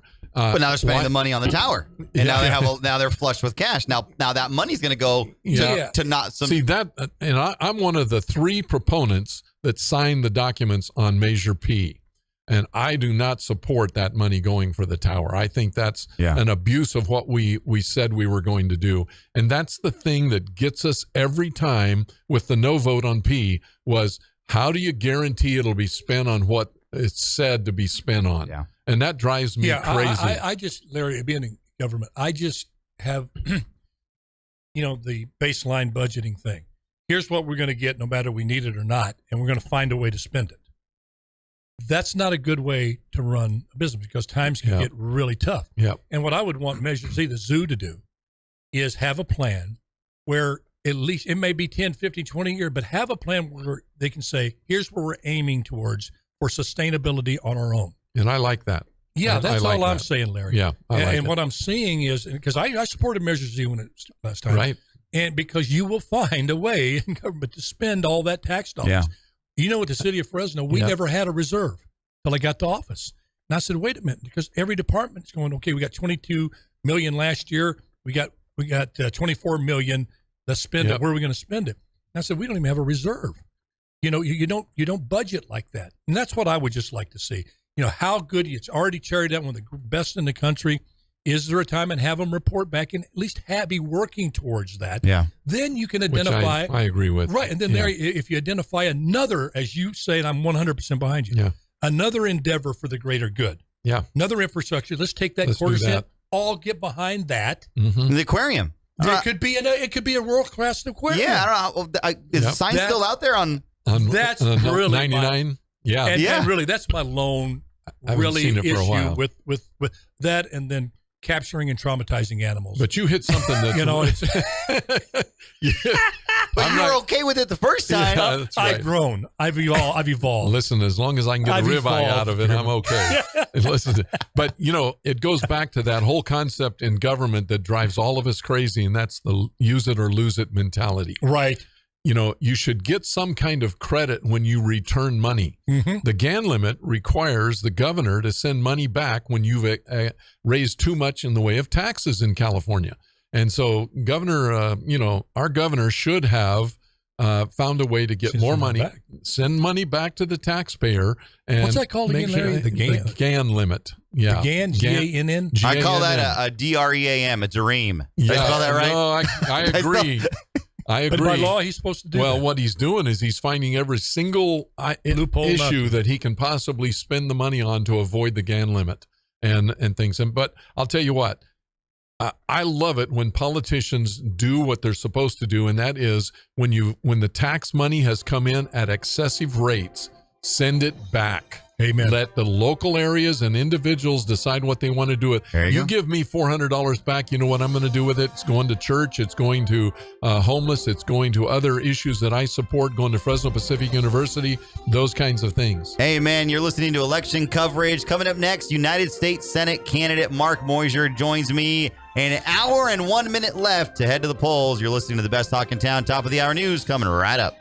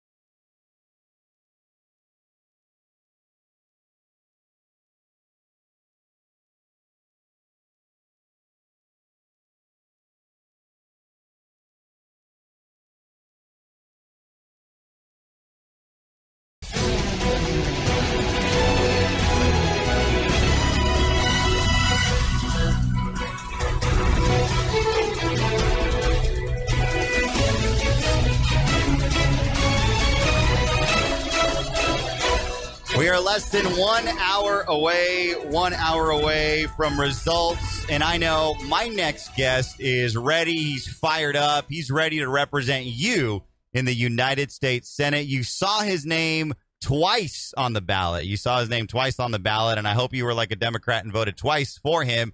Mark Moyser is his name. He's running for United States Senate. Mark, man, are you ready? You ready to take over? I am ready for a great election night. I am definitely ready for that, and I hope all your listeners have gone out and voted. If they're not, the polls have a very short period of time. Get over there. We are seeing very low Democrat turnout. Yeah. They are not excited. This inflation right now, the progressive woke agenda has caused many Democrats to go that think that the Democrat Party has left them. They're not yet ready to go vote for Republicans, and so they're just not voting. And that just means your vote is even more important right now because we're going to get good candidates in the top two to be on your ballot in November. Man, isn't that the truth? I'm really excited about this, and I told everybody because everyone keeps saying, oh, man, this election, nobody's excited, nobody's showing up to the polls, everyone is tired, everyone is fatigued. But the reality is this is a huge opportunity for conservatives to pick up or at least send really good candidates in this jungle primary, right? Yeah, I mean, the thing is you can't vote for somebody in November if they don't make it through in June. And the fact that there's such low energy in the Democrat Party right now is just an awesome opportunity for conservatives to make sure that good, solid conservative candidates are on the ballot in November. And, I mean, this red wave that we're going to see in November is awesome. I mean, we're probably going to be putting the 1894 election on notice of, what we're seeing. I mean, the polling data, even here in California, the Hispanic vote is swinging, the parent vote is swinging, the union vote is swinging. We are just seeing polling up and down the state that says this is going to be a very competitive state in November, which means we need to take advantage of it and make sure that our good, solid conservative candidates make it through the election here in June so that they can take advantage of the red wave this November. Mark Moyser, United States Senate candidate. He is on the ballot twice. What do you tell people that say, Mark, man, a Republican's never going to get elected to United States Senate? Alex Padilla, he's in there. He's a Democrat. He's always going to be in there. What do you tell people that say this can't be won by a Republican? Well, number one, if we look at the polling data right now compared to exactly 4 years ago going into the primary, the Democrats all up and down the ticket are way behind what they were 4 years ago. I mean, they are way behind what's going on. Number two, Alex Padilla has very low voter name ID in this state. I mean, he's not very well known, which means he's going to be tied to a guy named Joe Biden, whose popularity is worse than a used car salesman right now. And, this is going to be a completely revolutionary type year. I mean, I'll give you some polling data. In May of 1994, which is Contract with America, the generic congressional ballot favored Democrats by 5 points. And we all know how many seats that the Republicans took in the year of Contract with America. Fast forward to the year 2010, the generic congressional ballot in May of that year had Democrats winning by 3 points, and we won even more seats. And now in 2022, we just finished the month of May, the generic congressional ballot, depending upon which one you were looking at, was Republicans +5 to Republicans +13. It is just an absolute the Democrats are getting killed, but it doesn't matter what the polls say. What it matters is if we get our people to the polls and voting. And so this year, it is going to be critical that Republicans stop talking about, Democrats are always going to win. My vote doesn't matter. That is exactly what the legacy media wants you to believe, that your vote doesn't matter, California, that we are the most liberal, progressive state in the union. That's what they want you to think. But what we have to look at is, 4 years ago, I would have won the election if 4.5 million conservative voters who know it's their duty to vote were registered to vote, but just stayed home because they thought that the vote didn't matter. Larry Elder would have won last year, but for about 4 million conservative voters who thought, for whatever reason, decided not to vote. They were registered to vote, and they stayed home. How many stayed home in that recall election? Oh, somewhere between 4 and 5 million. Wow. Conservatives. Republicans, conservatives, Trump voters. Man. As you go down the list of all the, evangelicals, as you go down the list of everybody who was registered to vote, who stayed home, who actually is conservative in their ideology, it is absolutely disgusting. California is not the most liberal state in the union. The problem is we act like we're the most liberal state in the union, and we stay home and we don't vote. And so what is going to be important over the next 5 months is that we change our mindset. The other day I was talking to a guy named Ted Cruz. You may have heard of him. He's a senator from Texas. He says that the day California conservatives start acting like Texas conservatives or like Florida conservatives, it will be worth 15 points on election day. Wow. 15 points. Wow. Mark, do you think that's that's what our Mark, do you think voter turnout is? Go ahead. Mark Moyser, running for United States Senate. He's on the ballot twice, so make sure you check his name or bubble in the circle twice. So the Latino voter, we're hoping that the Latino voter will one day be like the Texas Latino and the Floridian Latino. But Mark, it's completely different because they have that Cuban, Venezuelan influence where they know how this ends. They know what complete government control is. In California, the Mexican Latino voter doesn't. I feel like we're kind of removed. You honestly believe that maybe this is the right time, and maybe this is where I think as a party we need to do more outreach to the Latino voter and say, hey, the reason why your gas prices are hitting $8 a gallon ain't because of us; it's because of them. But what did Ted Cruz say about that? Did you guys talk about how that would actually happen?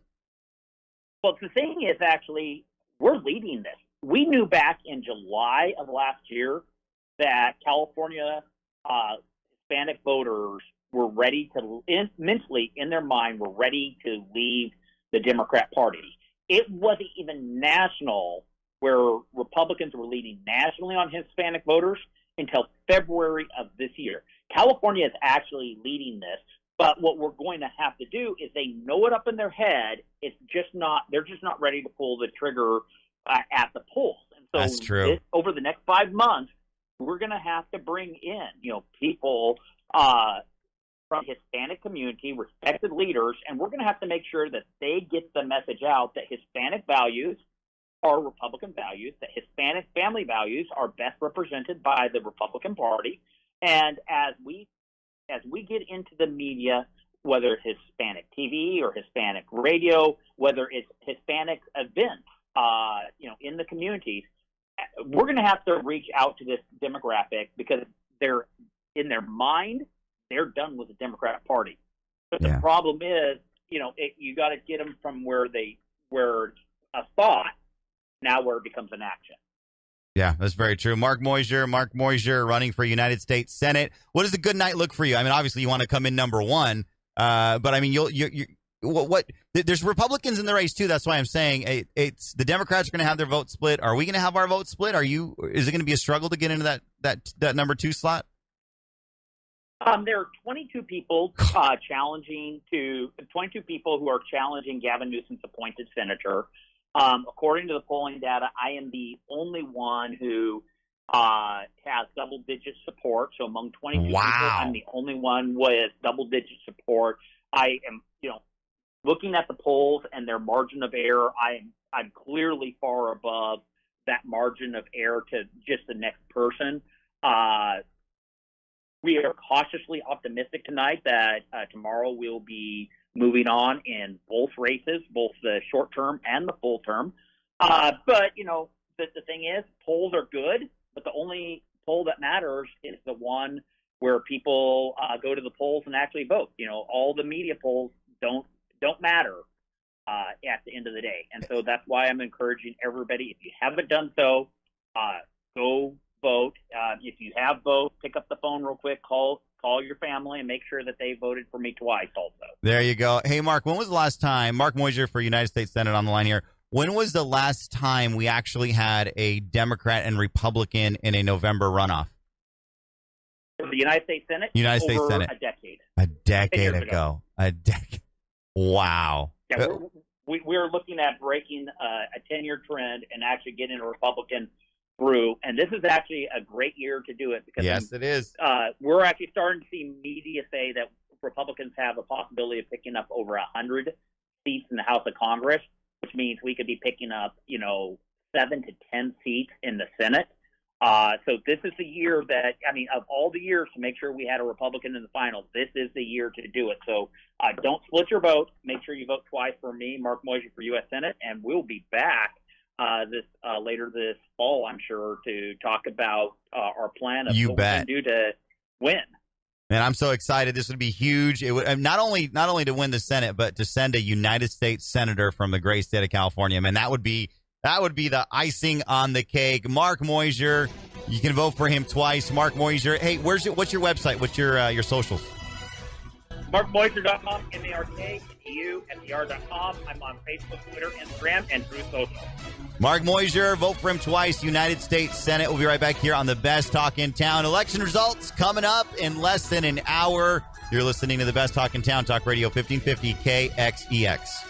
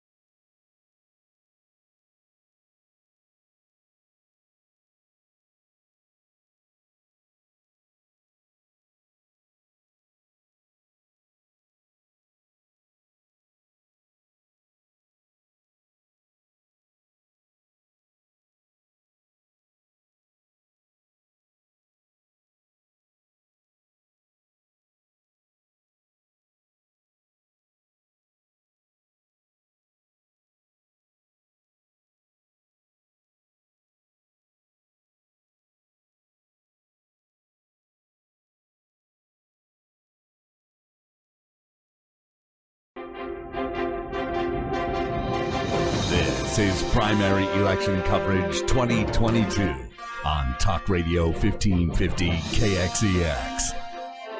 Here's Guillermo Moreno.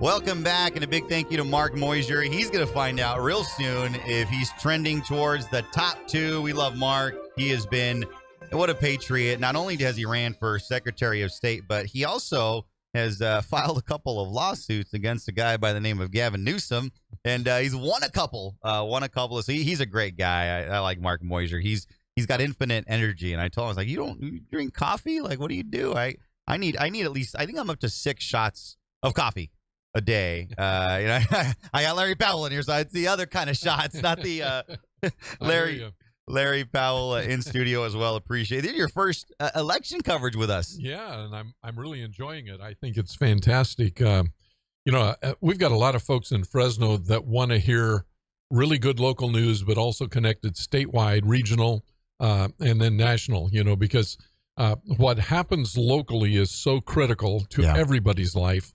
But we also know that nationally we got to have the right people in office or we suffer. It's real simple. I wonder what the narrative is going to be tomorrow. And I think if the reports that we're getting about the low voter turnout, the first ever mail-in ballots, the, fatigued voter, the voter that is now feeling like, you know what, it doesn't matter who's in there. Right. It doesn't matter right or left. So it's going to be really interesting to see if the conservatives are able to take advantage of some of these races.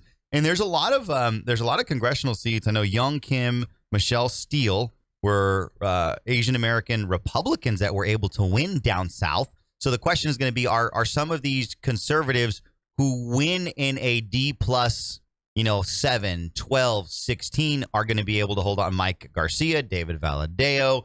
So I think there's going to be some possible big news coming out of the primary tonight, whether this country is going to start heading. Because I mean, if California, deep blue California, can continue to send conservative congressmen and women in these D plus whatevers, that bodes really well for Kevin McCarthy and really well for the conservatives. The question becomes real quickly.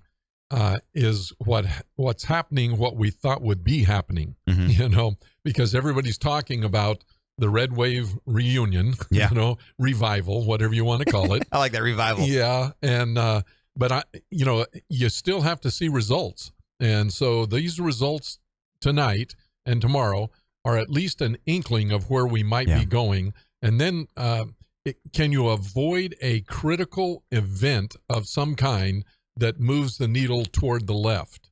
Because as you know, the shootings, those kinds of things have got a lot of Republicans talking a lot differently than they have before. When you see 19 kids killed in Texas and 2 teachers and stuff like that, even the most conservatives start having some angst about it.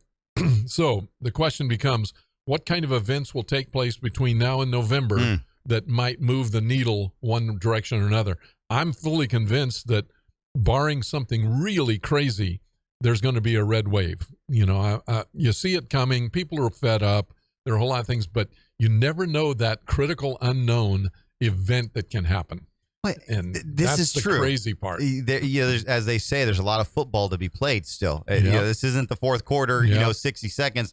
We're barely passing. We're barely getting into halftime, and absolutely, there's a lot of football to be played. And what I keep telling everyone is, elections have fundamentally changed in this country, and what conservatives have been unable to do since 2020 is pass election reform in some of these states. And I said, it's eerily quiet on the left. Right now with 20, they know they're going to get hammered in 2024. They're eerily quiet. I wonder if they already have their sights on 2024 and saying, fine, we're going to lose seats. Sure. They do anyway. So right. Now, the one thing that's interesting is you got to give a lot of credit to Florida, because Florida did some redistricting. Yeah, they did. That made a huge difference. The Florida Supreme Court backed them. And so that's set to go. It'll be interesting to see what happens, because if the Republican governors and legislatures take advantage of what's available to them, they can fundamentally change the election.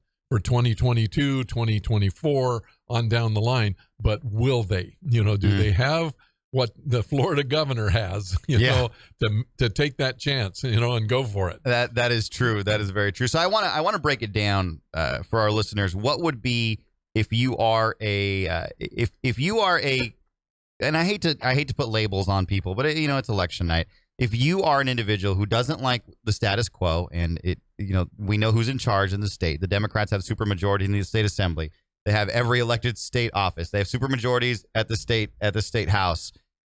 For a successful night for the individuals that don't like the status quo, it would be on the state level for some of these state seats. Gavin Newsom's going to obviously come in number. I mean, easily. I think we can call that now, Larry. Yes. I think we can be the first media outlet. Not going to be a deal to call. So Gavin Newsom's going to return. The interesting thing is for state controller, state treasurer, all these. There's a lot of state offices. If you get, and I'm telling you, if you get one or two Republicans in the race, yes, in the race, count it a successful big time night, huge, because they've been blocked out successfully for the last couple of elections. Yes, hasn't even been close. Yes, I think the last one to make it was Ashley, right? Controller. Yeah, she was one of the few who had a shot at it. Was able to do it. Yeah. It's so tough. Well, when you look at the history, statewide office has been really tough since Schwarzenegger, and even before Schwarzenegger, he was a break in the routine as well. Now, the interesting thing for those of us who live in Fresno County, we have 5 Republicans elected in Fresno County to county offices. Yes. DA and all of those, So we kind of go against that trend, even though the registration is superior now in Democrats. But in Fresno County, Republicans vote, and they make a big difference. That's a good point. And it's a big point for us tonight. Hopefully, what are we looking at? Half hour. We're closing it out. Hopefully, the folks who still can make a difference, if you've got a ballot in your home, you can still take it in, and I'll tell you what, if you get 100 people to take another ballot in that didn't go before, that's a huge difference in a vote of maybe 20%, so those make a big difference. You remember Nixon won by 1 vote per precinct in America. No way. 1 vote per precinct in America.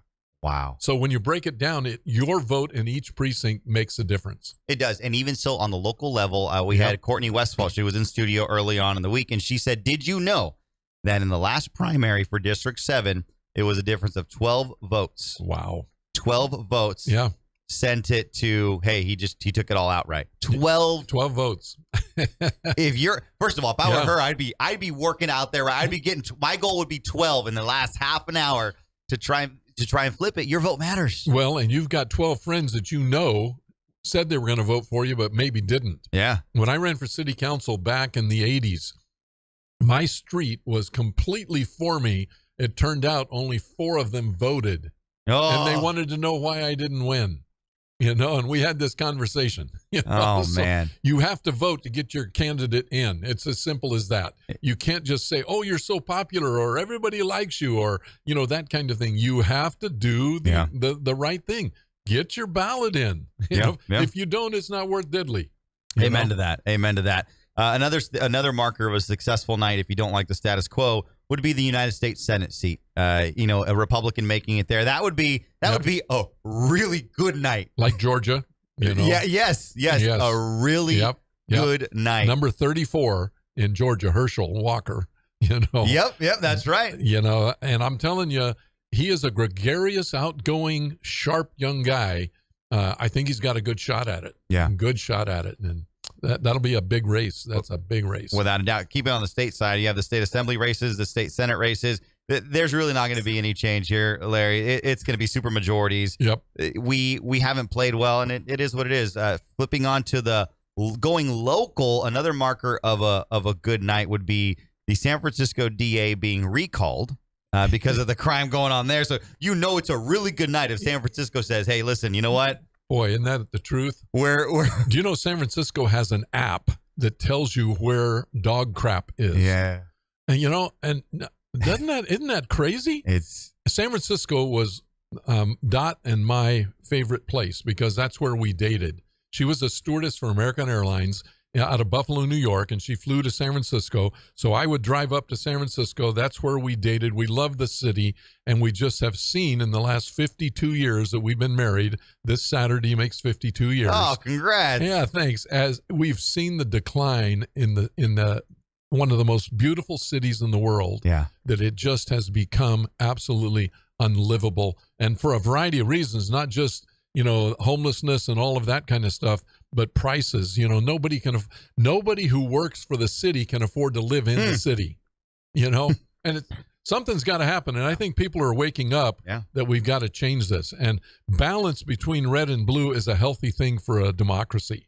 Amen. You have to have balance. It really is. It really is. And then another marker of it'd be a big marker, kind of a small one, would be Caruso and Los Angeles. LA mayoral race. Did he figure out the plan? Did maybe switching political parties from Republican to Democrat? That might be the trick. It might be. Who knows? I'm telling you. You never know. You might have what have been trying. I don't know. We can say Mike Maher, hey, just go register as a Democrat, and maybe you have a better chance. He could do it. I've mentioned before, but my mom's a Missouri Democrat, but a Missouri Democrat was a Republican today. Yeah. Yeah. So, you start taking a look at things. Maybe we need to eliminate some labels and not be as hard and fast that the label makes the person, because the person should make the label. Oh, yeah. And maybe that's part of the thing we need to do is where can you honestly and with integrity switch and still be true to what you believe. Yeah, very true. Now locally, it'll be a positive night, and we haven't even talked about these two races, which I think are probably the most important races, and that is the superintendent for Fresno County. Yes, you've got 3 candidates in that particular race, and you know what? It's a race that will impact us for the next 4 years without question, and will determine in many ways what happens to 32 districts, some almost 80 charter schools. All of the community colleges have to report some of their budget information to the county superintendent. It is actually a pre-K 14 position. So it has a huge impact on what takes place. And we just need to make sure that we get a person in there who has experience, who understands what's going on. You don't run for that office just so you want to be superintendent. You have to know something. And so I'm really pushing folks. Hey, read the ballots, the ballot information. Where people put in the candidates put in what they're thinking. Tells you an awful lot. And you'll look for those with experience at a level that handles budgets worth in excess of $1.5 billion. $1.5 billion.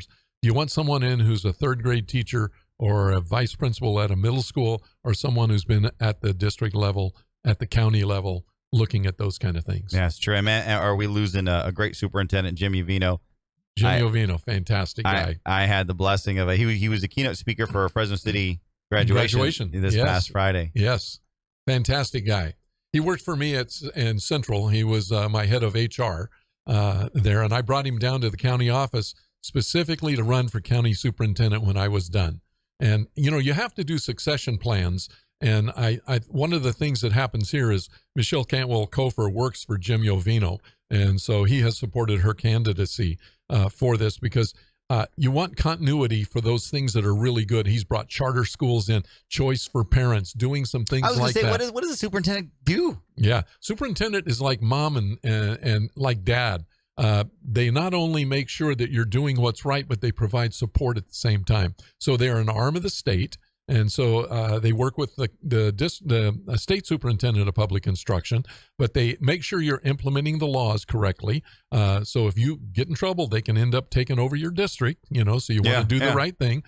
Board members can lose their authority if they do stupid things. Fortunately, we have some really good board members in most of Fresno County. We have some areas that it's not so good. It's a struggle, definitely a struggle. But you provide support. And you also have to provide oversight. So it's 2 things. And man, that is a tough balance. It's not something you go into as a 3rd grade teacher. That I'm going to do that kind of balance. It's just tough. And it's such a critical position because there's a lot of money involved. There's a lot of oversight involved. There's a lot of what a board can decide to do or not do. with the instructions that come from the county superintendent on saying, you don't really have to do this, you really have to do this. So it's really a critical position to make sure you have someone that knows what's going on so that our kids, our families, get the right information and are not suckered into something that they don't necessarily have to do. School board members have a lot of authority and can stop some things that should not be in there. I think it's one of the most important positions of anybody in our elected officials is school board. You've got to have great people in there, but it is a hard job. And I want to remind our listeners, school board seats are November. Yes. Not now. Correct. So that's every school district. Yes. Every school. Okay. So so I'm sure there's a lot of listeners saying, man, why? Man, I was ready to vote that school board member out. Why aren't they on my ballot? So this time we get to vote superintendent. And you got to remember at the county, the superintendent is an elected position. The board members are elected positions, so they work in collaboration, but the superintendent is in charge.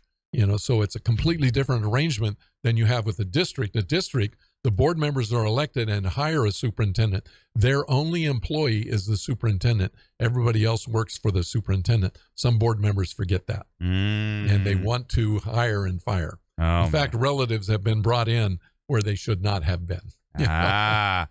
Well, when were you superintendent? I'm trying to. 2006 through 2013. Okay. So 6 to 13. I was a product of Fresno County Schools. Kerman, Floyd Elementary. Yeah. Great district. Oh man, it was special. I used to walk home. And I'll tell you what, they're doing some spectacular stuff right now. They're doing some really good things with social emotional training, or positive social interaction is what I like to call it, of how do I help a kid who's been isolated for 2 years of COVID get out of isolation and back to feeling that they can interact with teachers, with other students, and interact well, And so positive social interaction is one of the things that I'll give Gavin Newsom credit for. He put some money in a thing called ELOP money, ELOP, and it was to bring back some social emotional balance to kids who have just been out of it. They've been dressing in crazy clown outfits while they're in school on video, and doing distance learning. Yeah. They're not even in the room half the time. So how do we get kids back to, you've got to put your nose to the grindstone, spend 12 years getting a good education, spend 4 years in college, and you've got 50 years of a good life. Hey, that's got to get back to it. Well said. Yeah. If my mom wouldn't have pushed me, I don't know where I'd be. No, absolutely. And it's another very, very important, and we could talk forever. Larry Powell here joining us. You can hear good news. Yeah. I always say good. Now that's good. Now that is good That's news. good news. 10 a.m., 4 p.m., and then Monday through Friday, 10 a.m. to 4 p.m. Good news with Larry Powell, and then Powell to the people, where civility is always in style. Yes. Saturdays at 4, Sundays at 6. I love listening. You have great guests. Yeah. Let's stay in the Fresno County realm. The race for sheriff. Yeah. I honestly thought this was going to be a contentious race. You had Mark Salazar coming from Fresno PD. You had the assistant sheriff, Zanoni, Margaret Mims, Choice. I honestly thought this was going to have more play. And the DA backing him. And the DA. Stuff. Oh, yeah. Yeah. DA. Yeah, you're right. The DA backed him. He had a long list of pretty impressive endorsements. Pete Mias, who used to be county superintendent, has passed away. Great guy. I remember him. Really enjoyed it. He said something to me very important. He said an endorsement is worth one vote if they live in your district. Okay. So he said, this is true. Don't rely on endorsements. He said, you've got to go to the average voter. You got to tell them what you're all about and do that kind of thing. And I think what we're going to see is kind of the old guard, and there's nothing wrong with the old guard in this case with the sheriff at all, but you're going to see the old guard versus the new guard. And you're going to see tradition versus maybe a Hispanic candidate. Mm-hmm. And in a Hispanic, county. So that's going to be the question, is what happens. And then the other question becomes, do Hispanics vote enough to make a difference? Traditionally, they have not. Yep. That's true. And it's really a shame in a lot of ways, because I think they could have done a better job on a countywide level if more Hispanics had voted. But one of the things that I really appreciate is that Hispanics are not a conglomerate. At all. Yeah, no. They are widespread from left to right. They're family oriented. They're church oriented. There are so many things that Hispanic and Latino families have in common with Republicans. Oh, yeah. Oh, yeah. I mean, a whole lot of things that are there. And so I think they're being misunderstood in a lot of ways and assume that they're always going to vote in a certain way, and they're not going to. Ruben Navarrete, who is a former student of mine from high school and a good friend, really challenges that whole notion on both sides of that equation. And he's saying, here he is. His dad was a police officer, so he's got the right side covered. He has the left side covered on certain social issues and things, but he's really radical middle is where I like to label Ruben. And he's a fantastic guy, great writer, and he was known in high school as an incredible writer. But he also irritated every teacher he ever had. Because he was as smart or smarter than some of them. I could see that. I could see that. Because he wouldn't accept it for anything for an answer. Well, let's talk about it. Let's debate this. And I had to defend him in the faculty room many times because I said, look at the gift instead of the irritation. And that's what we have to see with every kid that we have. And if you're a parent, you have to look at the gift of your kid and not just the irritation. Diminish the irritation so that the gift is enhanced. Yeah. And that's what we need to be doing. So board members, superintendents are critical positions. Teachers are absolutely the most important position in any school district anywhere.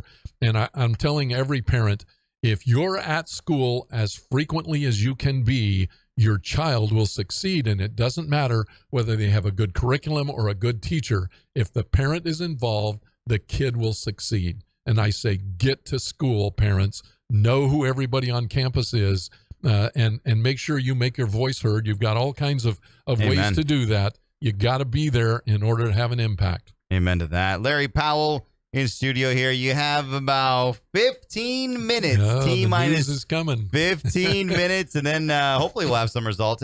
And here's the other. I'm not gonna give you some breaking news here, but I am predicting that we will not have a lot of results for the first 15 minutes. Yep. We'll do a huge dump at 8:20, and then there'll be nothing to talk about. So this is why, actually, historically, we're ending our coverage earlier, because normally we go until 10 o'clock at night. And a couple of elections we have learned, nothing really happens after the first dump. And here's the question. Will the ballots being sent home and many ballots being turned in early, they've got all of that stuff they can already have run, will they have done it? Nah. Yeah, I don't think. I know. Nah. It's like, I'm just hopeful. That's like that term paper. Like, why are you going to do it? You know it's due. It's not due yet. Yeah, not due yet. So why it's do due it? today, I'll get it done tomorrow. There you go. I love that. That's the way to go. City Council, Fresno City Council, I think I've when I talk to listeners and I talk to individuals that are just really, Guillermo, what do we do? How do we do this? What do we do with City Council? This was a shocker to me. Was the fact that you didn't have, and I believe that we had good candidates coming out for these City Council races, but the viability was always in question. So the big question that I want our listeners to know, when it comes to Fresno City Council, there's really just one question that needs to be answered as soon as we have results: is the incumbent going to have enough to win it outright? Right. Period. Yep. Because Miguel Arias, the candidates really didn't mount a strong campaign. Is he going to get 50% plus one? The district, it was 5 and 7. Luis Chavez, same thing. Yeah, Luis, I think, will win it outright easily. Yeah, he's he's really a good guy because he's on the left and the right and the middle. Yes, he is. And I like that. Yes, he is. And he will speak up against the 4, which I really like. And he'll speak up against the 2. Yeah. So he's the kind of guy you want in there, is that he's going to listen to both sides of something, and then he's going to make an informed decision and not a philosophical only decision. Yeah. Now, philosophy has to impact your decisions, no doubt about it.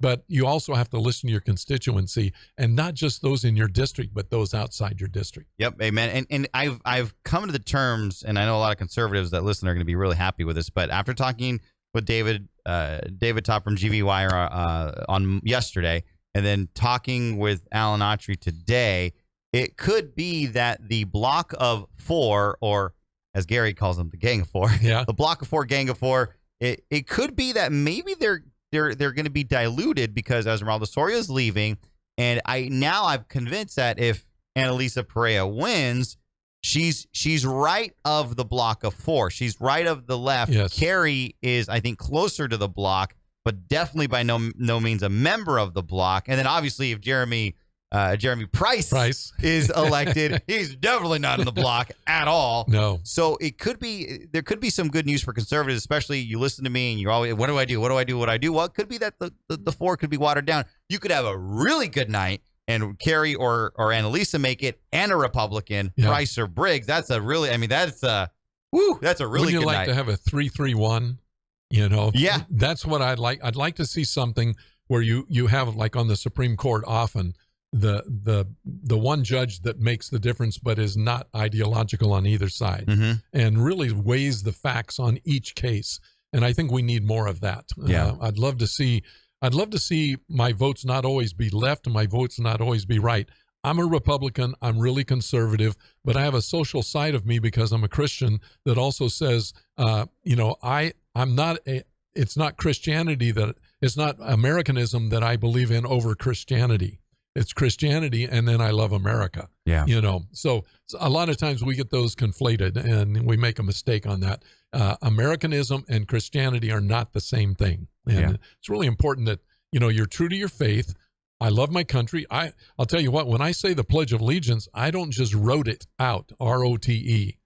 I say it with feeling every time I say it, and everybody around me hears me say it, with feeling, I pledge allegiance to the flag of the United States of America. And I go through it that way because I can't stand the idea of I'm just saying this thing to be saying it.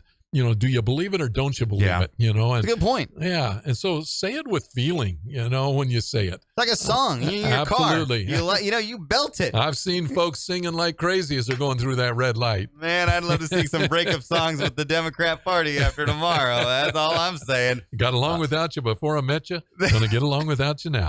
Good old song. There you go. Larry Powell joining me here in studio. So again, a good night would be some of these city council seats with this block of 4 would actually have to go to November and defend their seat. And I think that's a really big, and I don't know, was it the Jungle primary that also did this little 50% plus 1? I think it's just a big disservice because this is going to be a low turnout. It is. I'll tell you what, I'll be surprised.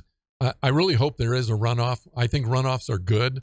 Yeah. But at the same time, I don't have a high level of confidence that there's going to be runoffs, especially at local level. Yeah. You kind of know who you want and who you don't. The only outlier is, will conservatives vote in at least as good a numbers as they usually do, because they usually outvote percentage-wise. They just don't have the biggest percentage. Yeah. Well, if they show up and vote, they've got an opportunity to influence an election in a big way. But will they do it? That I'll tell you, a lot of my friends love to complain, but no. My question is, did you vote? Did you vote? Yes, sir. And I think when you start to see the local races and then you pan out and you start looking at some of these congressional races, I think it's going to be a pretty good barometer of who showed up and who didn't. Absolutely. And just be ready, because there always is this quirk. I know I've sat here now 1, 2, 3, 4. This is like my 5th election coverage. And there's always, as soon as the results hit, there's always something like, whoa. Well, how did that happen? Didn't see that coming. So I don't know what the surprise is. And I stopped predicting stuff because I was mostly wrong all the time. So I'm not predicting nothing. You're not getting anything out of me. Well, actually, I am predicting something. The results will be slow. Yes, they will be slow, no doubt about it. I still am really fascinated with McClintock and Magzig. That race, I think, is going to tell us something, too, about old guard and new guard. Yes. And then it's also going to tell us about how negatively impacted Fresno was with redistricting. And what is it, 4 districts that are at the corner of Fresno and Herndon? It's something like that. It's insane. You can live across the street from 3 different people, that are representing you. Yeah, well, my representative is Kevin. Yeah. Mine is Tom. It's just crazy. Well, here's the interesting thing. That'll also, if it's the 5th hour. There's the 4th hour. Yep. If Republicans do come out, it's a high Republican voter turnout by looking at that seat, because it'll be 1 Tom, 2 Nathan, which means that they just totally obliterated the Democrats. Yep. And that Larry, I think, is going to be I wouldn't say it's going to be a Republican bloodbath in November because I think Nathan's going to come up to a big brick wall, and that is fundraising. Yeah, that's going to be tough. It's tough to beat McClintock. It's everybody. He's got a record that he runs on. County supervisors don't have the same record because many of the things they do are nonpartisan. Yeah, so it's clear McClintock is on the right, and he almost never is off of it. Yeah. So to be honest with you, I'm really surprised that Devin decided to take the job because this was going to be his district. Yes. This was a district he was going to run for. And honestly, he had first dibs. Oh, absolutely. Devin could have stayed a congressman as long as he wanted. Yep. And then, and then Tom had that horrible thing happen in his life where his wife, she just passed early on this year. And people were thinking, and he had that odd district that just was a mountain district, was crazy, and stuff. So and this also is it's a different race because you can not that congressional candidates are going to go knock on every door. It's just impossible. Can't do it. They definitely can't do it in the mountains. You definitely don't want to walk up. And you don't want to because there's a shotgun sitting on the porch. Yeah, you get off my property. You see that Trump flag? You like it or not? And most and Tom is well known. So and that's what. And I think that's what, when I talk to party leaders, that's one of the main emphasis. They say, Guillermo, the Republican up in Prather, Auberry, Oakhurst is different than the Republican in Clovis. Absolutely. Not even close. Yeah, absolutely. Yeah, I agree. And it's going to be fun to see what happens with that race. But I think our local races and will there be runoffs is another key question in our city councils. Will there be runoffs? That's something that folks look for that answer. That answer is going to tell you a lot. It is. And I don't lie to my listeners. It's a bad night if there are no runoffs in Fresno City. And if there's two Democrats finishing up a lot of these state races and you could be listeners, you could only be voting for Republican candidates potentially only in some congressional seats. That's it. It could be that bad. It could be. Yeah. I'm hoping it's not, but and once again, I thought Trump was going to win. Yeah. In 2020. I'm done predicting. Yeah. The Republicans are kind of like 1 foot in hot water, 1 in cold, averaging out pretty good, but hurting on both ends. So, I like that. Yeah. So they've got to be so much clearer with their message when they're in a redistrict area and have basically been redistricted out of an office. Jim Patterson, a good friend of mine, is a good example, chose not to run, for a state Senate seat because of the redistricting. So there are so many decisions and choices like that were made for them before they even got a chance to take a look at them. Yeah. And then I like to do this because I like to tell people this is what's coming down the pipeline. I'll start from the top. Gavin Newsom, he's more than likely going to return as your governor. He's going to be poised for a presidential run eventually, folks. I told you if you didn't get rid of Gavin Newsom in a recall, he's heading to the White House. That's number one on the state level. Yep. You got to watch out what's coming out of L.A. in the mayoral race. Karen Bass, she wins the L.A. race. She's got a good shot at being governor. Absolutely. Karen. I mean, she was a potential candidate for now President Joe Biden to be his vice president. Absolutely. So you have that, and then locally. You have some of these city council members who will go into their second term. They'll be termed out. Miguel Arias. You'll have Nelson Esparza. They're more than likely going to want to run for Joaquin Arambula's. So it's all going to trickle. Yep. It's going to trickle up. Obviously, Kevin McCarthy will get reelected. He's got a shot to become Speaker of the House. Yep. Which would be good for California. Which would be really good for California. And then and you have some, and I spoke to David Top about this. It's like, is Jerry Dyer watching these results? It'd be interesting. I think it's really hard to go from police chief, where you have full authority and political cover, to a lot of authority but no political cover. And so I think he's going to make some decisions here, I think, in the next year that will have a big impact on politics locally. And I don't know what he'll do. I know he's very gifted in a lot of ways. He's one of those, you love him, hate him, kind of thing. But he's very well spoken. He studies like crazy, so he knows his stuff. He doesn't get caught off on that. But my question always is, you've put in 20 some years as a police chief. more years as a police officer. You've just exhausted yourself in public service, and now you're doing a tough job as mayor for 4 years for sure. You want to do another 4.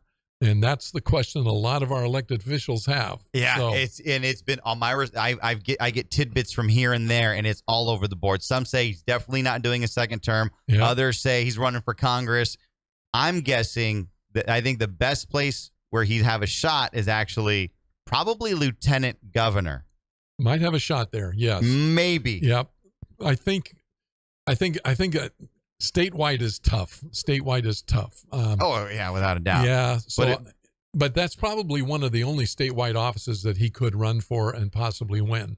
He has great name recognition among other police chiefs because he was head of the police chiefs organization for California, and he did some stuff on the national level as well. So I think there are a lot of folks who would like to see him in there because of some positions that he's taken over the years. Yeah. Which I think are good, solid law and order positions and not crazy law and order positions. T-minus 1 minute. We come back. I'll have results for you. Larry Powell, always a pleasure and an honor to have you in studio. Our first election night together. Hey, it's good. I enjoyed it. Now in November, you're staying till midnight. Yeah, really. That's a promise because we're watching these polls. We'll be right back.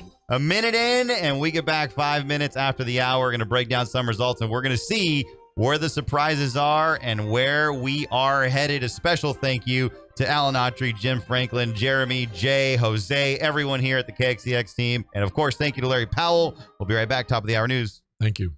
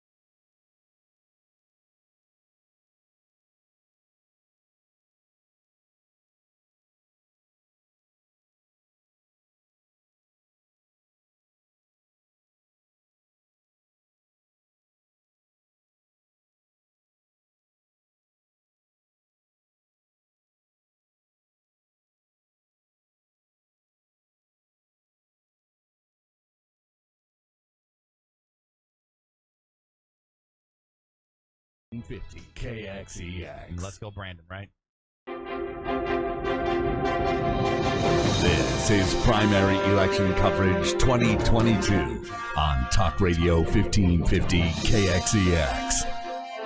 Here's Guillermo Moreno. I am intently Googling for you, and I have a very, very special guest in studio, and I better get my act together because it's my mom and the co-owner of Talk Radio 1550 KXEX. So are you going to rip me off the air yet, Mom? Of course not. I haven't said anything. I'm not going to get censored, and I'm going to have to buy a lot of.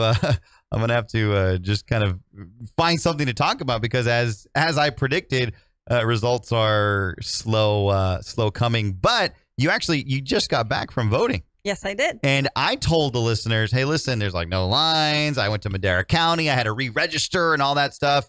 And because I'm not going to vote in Fresno County and Madera County, I'm not a Democrat. So I walked in. There's no one there. No one there. But you actually just got back from Madera County, right? I did. And when I arrived, all the voting booths were full. They had not one that was empty. I walked up and asked for the opportunity to register. Yeah. And while I was being helped with that, I saw them take out another table to start another little area for voting because all of the little voting booths were taken. There was not one that was empty. That's good news. It's great. That's good news. And Madera County does tend to vote more Republican than does everybody else. But as soon as we get some election results, we'll definitely we'll fill you in. We'll tune you in to what's going on. As of right now, we got nothing. But we do have we do have a lot to break down still because I think this is going to be a very important primary. And the biggest one that we've been talking about all night. And again, we want to give our thanks to Larry Powell, Alan Autry, Jim Franklin, Jeremy, Jose, Jay, everyone that's made tonight possible because it really does take a team to bring you election coverage. But one of the biggest things is just turnout, just a low voter turnout. And it's really slow when CNN doesn't even have, and we got our screens up here. It's when CNN doesn't even have any results because they're anxious. CNN always calls like within the first 2 minutes. Gavin Newsom is won the primary, and they're not even calling that. They don't even have the election ticker. Right. They don't even have the ticker at the bottom. New Mexico's coming in. No California yet. So as soon as we do that, but voter turnout, and then again, I just want to remind everyone what a good night for conservatives mean. The good night for conservatives means that you have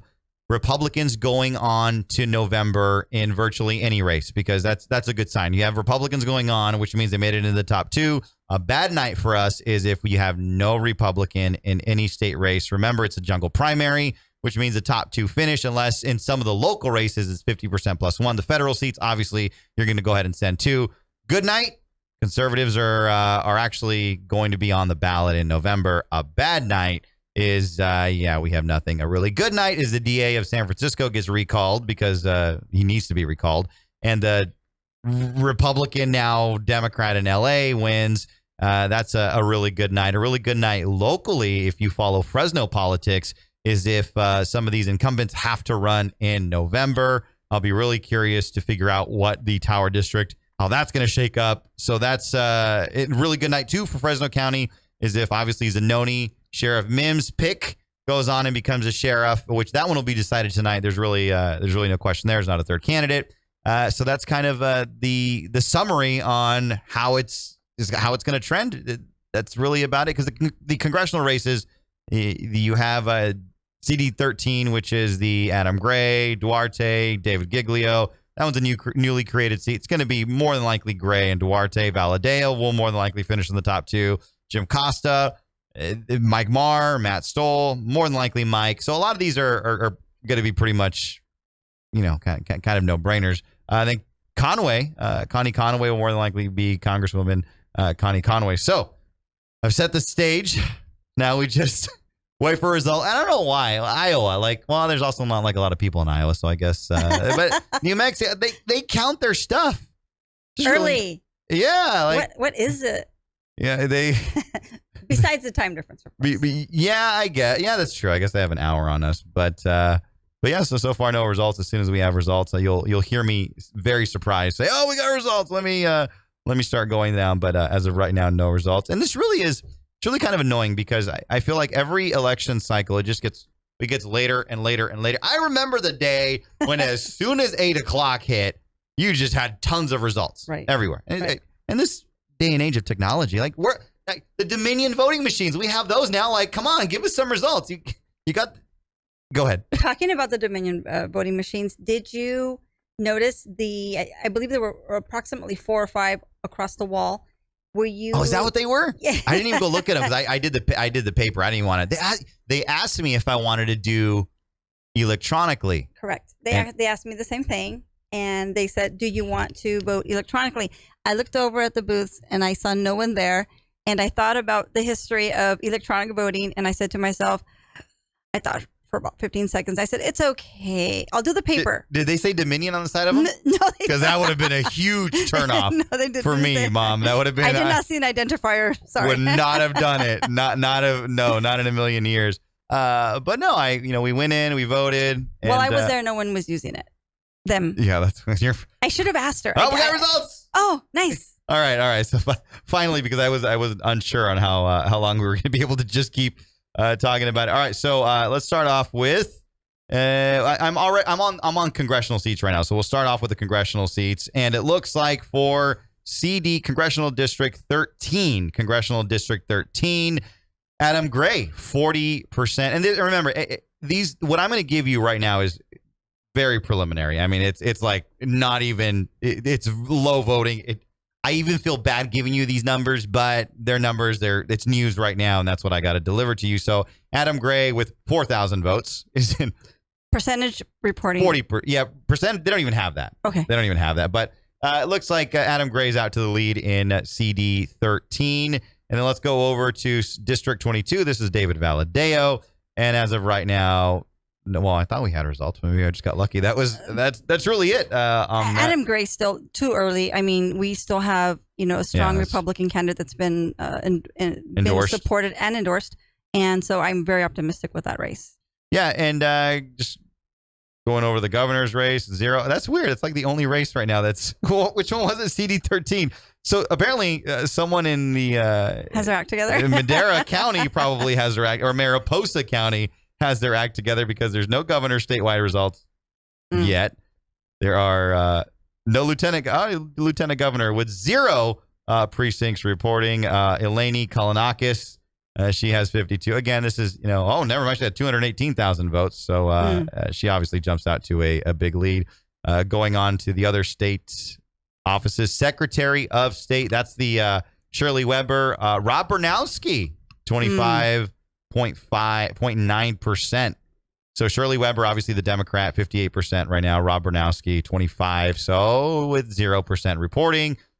And I'm just giving you these. It's too soon. Controller, state controller, again 0.0%. How is it 0.0 and you still have numbers? Like it's got to be like 0.01. You have some stuff coming in for controller, and this is the one where you have Lan Hee Chan. Mm-hmm. Lan Hee Chan, actually, and he got endorsed by the LA Times. The hardcore right was calling him a rhino. And Hugh Hewitt must have said it this morning about at least 30 times. You better vote Lan Hee Chan. And he's at 39.4. He's actually in the lead. Nice. Above the Democrat. Nice. Yeah, 18%. Yvonne Yu. Interesting. So, controller, Republican, again, 0.0. Not a lot. Let me give you the exact vote total. It's 161,000. So still a lot of football to be played, but that's a good sign. But the game has started. Yeah, the game has started, and the ball's in motion. Yeah, and then Fiona Ma for treasurer is in the lead, 56-23. The Republican Andrew Doe. If these numbers keep up, it looks like in the treasurer race you will have a Republican, because really there's really no other Democrat taking away that. So actually in state treasurer, we're actually going to be competitive in. Now we go over to Attorney General Rob Bonta, the current Attorney General. He's at 52, and Nathan Hochman is at 25%. Again, very early on. But what I'm seeing here, I'm seeing a trend where it looks like it. And don't take my. don't hold me to this, but it looks like it's so far trending to be an okay night so far early on. Ricardo Lara, the insurance commissioner, actually there hasn't been a lot of anything made about this one, but Greg Conlon is at 21. That one I think is going to be up for grabs. You might see two Democrats head in there. United States Senate full term, Alex Padilla running away with it, 51.4.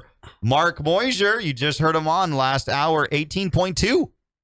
So so this United States Senate full term, there are so many candidates. I counted something like 20 something. 20. So right. Mark has a really good shot at actually making it through. Mark Moisier could be Is making it through. he the only one that's showing in addition to at a high above 10%. He's at 18%. Nice. And for the partial term, he's at 24.4. So Mark Moisier is, if these numbers keep up, which if going into 10 p.m., I think if they stay the same, I think that's pretty good. CNN, by the way, is called the race for Gavin Newsom.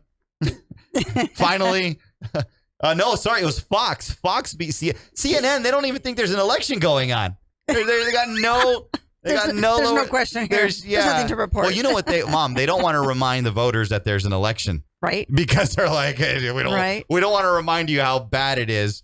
Don't go vote. Let it stay the way it is. Yeah. There's no election going on. Joe Biden's still your president for a long time. But Fox News did just show Mark Moisier ahead with Alex Padilla. Did you see that? Oh no, I didn't see that. Yes, it was a 2-second thing. Oh man, that would be. It says 16.4. They did just highlight that. Yes, reporting back. Okay, so it's good. Let me tell you that to see his name up there is great. It's really. It's not good. It's great. It is very. It's great. It is very good because remember you could have had right there. It's right there. There it is. 16.6%. Padilla 49.9%.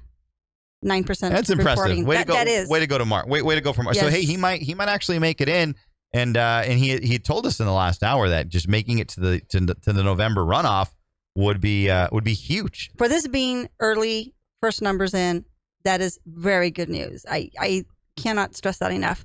How many times have we been sitting behind these mics during this time of election results, and we don't have that.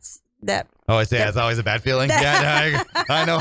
Trust me. That pep in our step for that. We're not even laughing or smiling right now. We're like, okay. Right now, it's like we're still in the game. We're still in the game. The ball is in motion. We're good. And we are in the game. We're like the boxer that hasn't gotten knocked out yet. We're like, okay, we're swinging. We're swinging. We haven't gotten knocked out just yet. Punches are going to and fro. That's true. That's what matters. But we know that knockout punch could happen in the next dump. And I'm not saying it to be the Debbie Downer, but I was the optimist every election night. Like, this is the time we're going to do it, and then I always fall apart there because we don't not show I. up. We don't show. I know my mother is the forever never optimist. Give up. Never ever give up. Yeah. So it looks like the county results. I'm not sure what county they're reporting from, but we have some congressional numbers again. Really early on. I think the main crux as of right now at 8:18 are just some of the state races where Mark Moisier hopefully will continue this upward climb and at least be number 2. And then the state controller, right? Lanny, I got to get the name right. Lanny Chan. Right. For controller, endorsed by the LA Times, got a lot of support, is at 39.4. He's leading the race right now. You know, when that happened, Guillermo, I have to say that when the LA Times came out in support of that candidate, I thought that was going to be a game changer. How much? Unpredictable. But right now, the early returns are showing that did have some impact as much as we want to agree with them as far as their prior history, the LA Times, or not. But the matter of the fact is, if they did support this candidate and the candidate is out in front at this moment, that is something that we should always look at for future races. Yeah. So as right now, if you're in our listening audience in Fresno, Fresno is reporting 0-0 at the moment. So I don't know what James Coos is doing, but they're not reporting. Kings County reporting 37%. Oh, what is okay, I got to check on that. What is Connie Conway's district? It's the special. Oh, it's a special. I apologize. I'm looking in the wrong area. All right. Connie Conway, 0%. We're at 0. All right, so never mind. I got so excited there. Like, there's No, it's all right. So Kings is reporting. So obviously Tulare and Fresno. Who else is reporting? So far right now, just Kings County. Madera isn't reporting? No. That's where we're at right now. So slow. San Diego County reporting a little bit. Is San Joaquin reporting anything? San Joaquin County, nothing. Stanislaus? Nothing. No Stanislaus? Nothing. We got nothing. we literally got nothing. Kern. So if these are Kings County numbers, precincts partially reporting 37. So these are all Kings. Looks like right now, it's all Kings County. Well, nothing else. Again, I think your intro monologue to this segment seriously hones in on the fact that I think this may be the primary that we all look back and say it was then that. Well, I hope. Where's Dinesh? Turned the corner. Where's Dinesh? I want to find out what's going on. Where are these mules at right now? Because we got zero result. I mean, how do we? It's just really irritating. We are no one was at the Dominion, so that's part of the reason. That maybe everybody. Well, here's the other thing. Maybe they have a flood of absentee ballots, and a lot of these ballots are just unopened. Right. This could be a long. We're not going to know results for because I don't think she has to certify, or the secretary he doesn't have to certify. I think until July 15th. Right. So you got over a month. Right. Before anything has to be certified. So yeah, and this is, by the way, this is going to be the new norm. This is the new norm. Don't expect election results at 8. Don't expect to even know who the winner is by 10, unless you are Gavin Newsom and they just call the race for you at 8, at 8:15 p.m. But as of right now, we got zero results in. Fresno County is not reporting. We got zero results. Within the next 20 minutes, I think that the precincts reporting will be trickling in. I hope. It won't be dramatic, but at the 9 o'clock hour, it will start increasing speed, I think. It gives them an hour. Back in the old days, even the hanging chads from Florida, even then we had results. It's not that hard. I don't get it. If American Idol can have results, right away, why we just need to call it in? We just need to do something like that. California, I don't know. right there. There you go, Mark Moisier. He went down a tad. A little bit, 13% in Mark Moisier.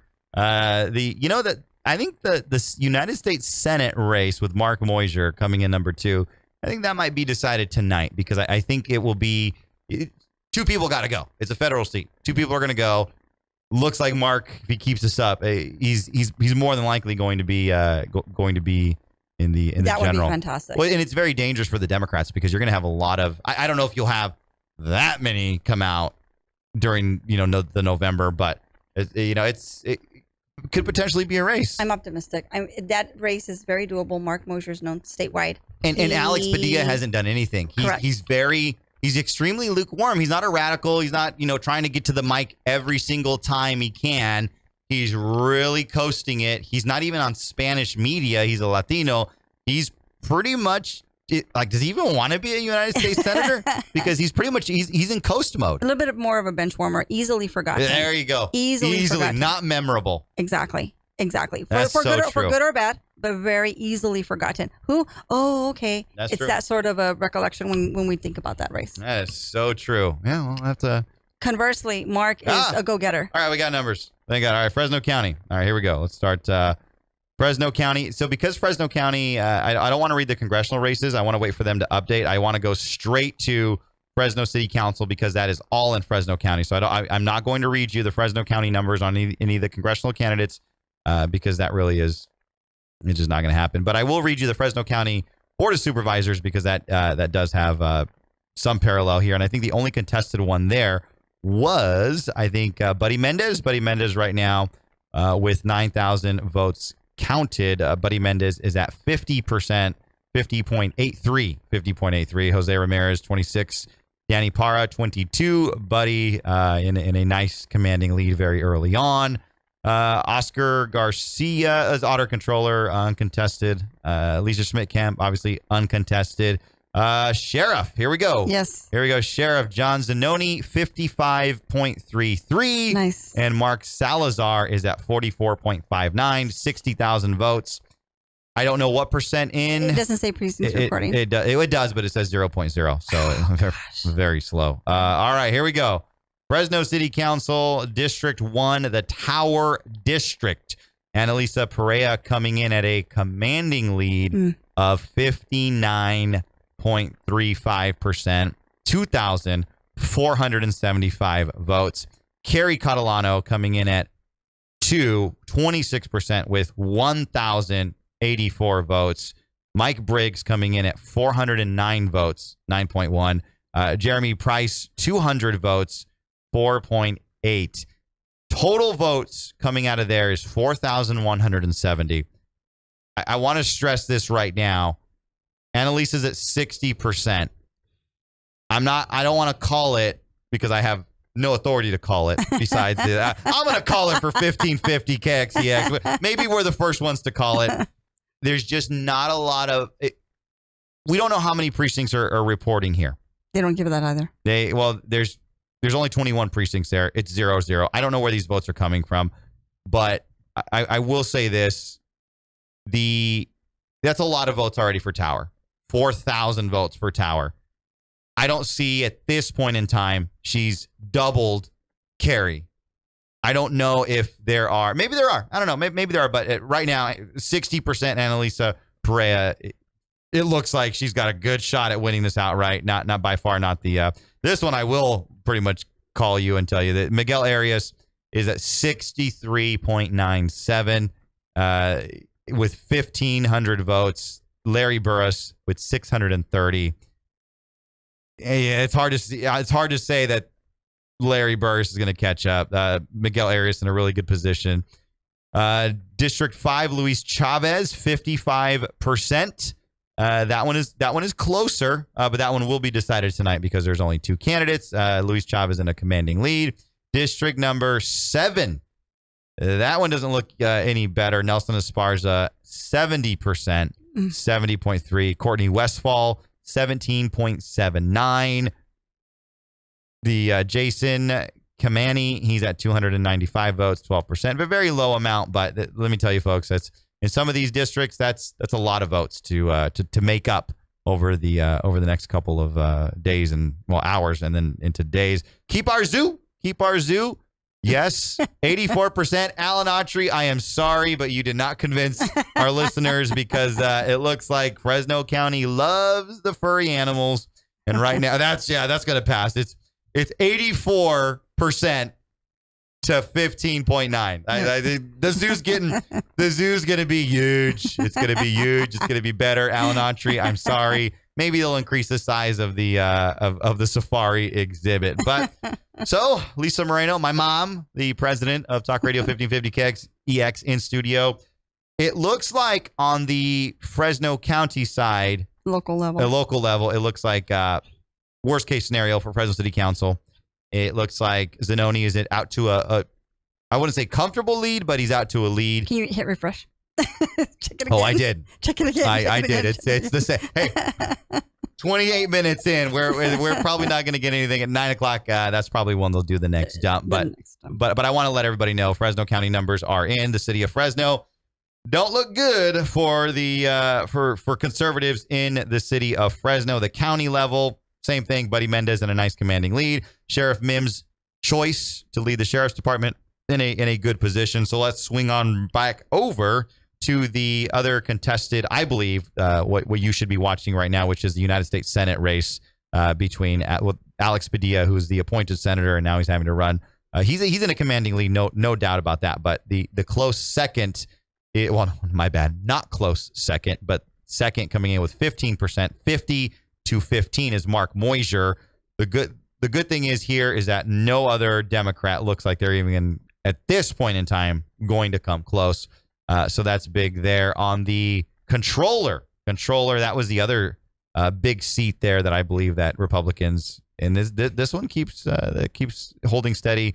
Lan-Hee Chen, still same numbers, 39.4. Let's go over now to the special election where tonight we will decide who's going to be taking over Devin Nunes' remaining term in Congress. And we got so far no numbers. My bad. Never mind. 16% reporting, and it's Connie Conway, 56%. Ouch, 56.6%. Lauren Hubbard is at 43.4%. You're saying, Guillermo, why is that ouch? Well, the actual votes that separate them is a little bit over 1,400 votes. So I think Connie's going to take it, but it's too close for comfort. that's a little bit. 16% reporting. I mean, there's still a lot of. I mean, there's obviously games to still be played for that. Yeah, but that's where that is trending. Could be worse. Yeah, could be the opposite. Could be worse. But I would like to see it like maybe an 80-20 for sure. I know that would be nice. 90-10. Yeah, 70-30. Yeah, that'd be nice. But I don't think. I honestly don't think we're gonna have that. Let's go out to some of the United States representative seats. Let's start off with the Valadeo district. Well, I'm calling it the Valadeo district, but it's District 22. We don't have any results reporting there yet. David, never mind. I just got to click refresh 3 times. Again, that's the key. 3 times in a row. So if you're doing this at home 3 times, and then you I guess you hit the magic code there. David Valadeo, Rudy Salas, and again, very early numbers. This Rudy is Salas? 6% reporting, very preliminary. Don't even take what I'm about to say seriously. Rudy Salas is up 40%. Chris Matisse, 16. Adam Medeiros, 18. And David Valadeo, 25.4. So what? This 6.5. Can you repeat that again, please? So David Valadeo's in second with 25%. Rudy Salas is 40%. You're kidding. Yeah, but it's only 6.5. It's hardly anyone. But it is someone. It looks like, highly doubt these numbers are going to keep up. I think Valadeo. That's something we have to watch. You're going to. If you're Valadeo, you're watching. Hit the refresh 6 times in a row. 6 times and see Not if 3, I get. but 6. Wow. It should be the reverse, Guillermo. Well, with this, and again, very early on out of the Valadeo race, only 6.5% reporting, which is virtually nothing. However, Chris Matisse and Medeiros, the other 2 Republicans in the race, it looks like this small little sample of 6.5% of the voters in that district, equal amount of conservatives don't like David Valadeo. Which I would have anticipated because of you were talking about this earlier with Larry and with Ellen as far as the January 6th event. But when you add up both those two Republicans, what is their total compared to Valadeo? My math is off, and I just clicked off the page, but you're looking at 25-ish. I mean, it's equal to what he has. So if that trend keeps up, it's not a very Am I worried? It's a dangerous zone. Am I worried for Valadeo after that 6.5? If that keeps up, it's a dangerous zone to be in. I think he'll make it, but that's a close call, which means he really has made some enemies that are definitely sticking. I'm trying to figure out what the voters are definitely speaking when you have 2 conservatives, albeit together, are equaling Valadeo's supporters. Those 2 together equaling Valadeo supporters is a point of concern. Whenever we as Republicans give any party a little bit of an inch, they gain a foot. And the next election cycle, it becomes longer than a foot. It becomes a mile.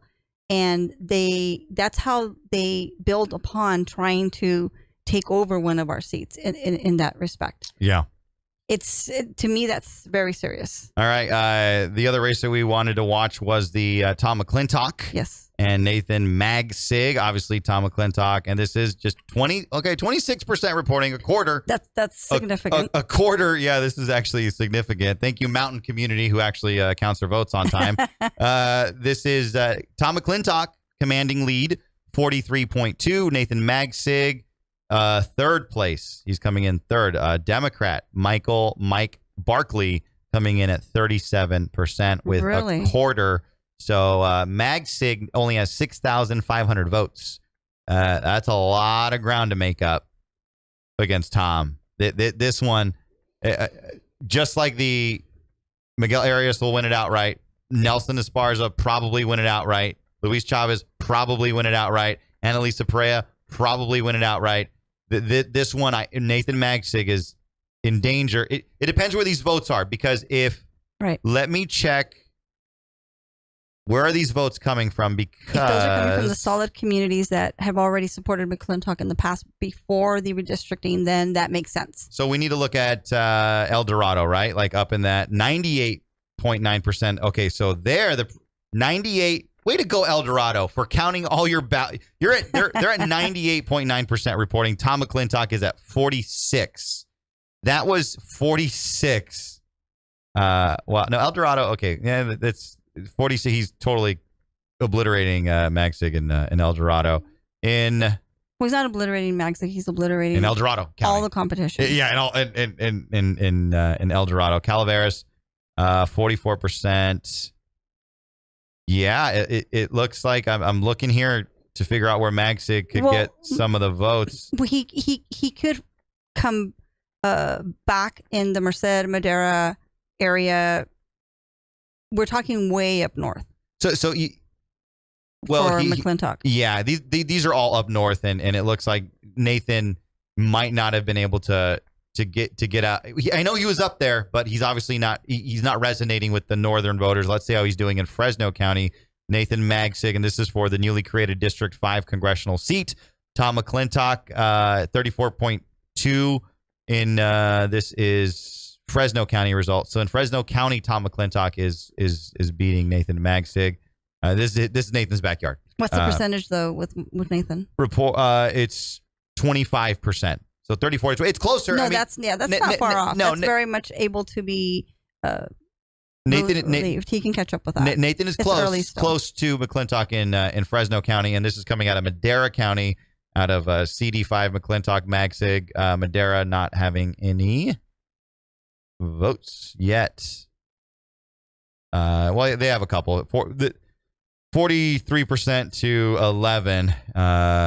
So that's where that's headed. So it looks like Tom McClintock and probably a Democrat will be battling it out. So Magsig got a lot of ground to make up. The night is still early though, and precincts have not completely reported, and so our Republican will still have plenty of time to gain some ground. Well, there's two. I mean, you got Tom McClintock in there. Let's hop over to District 13.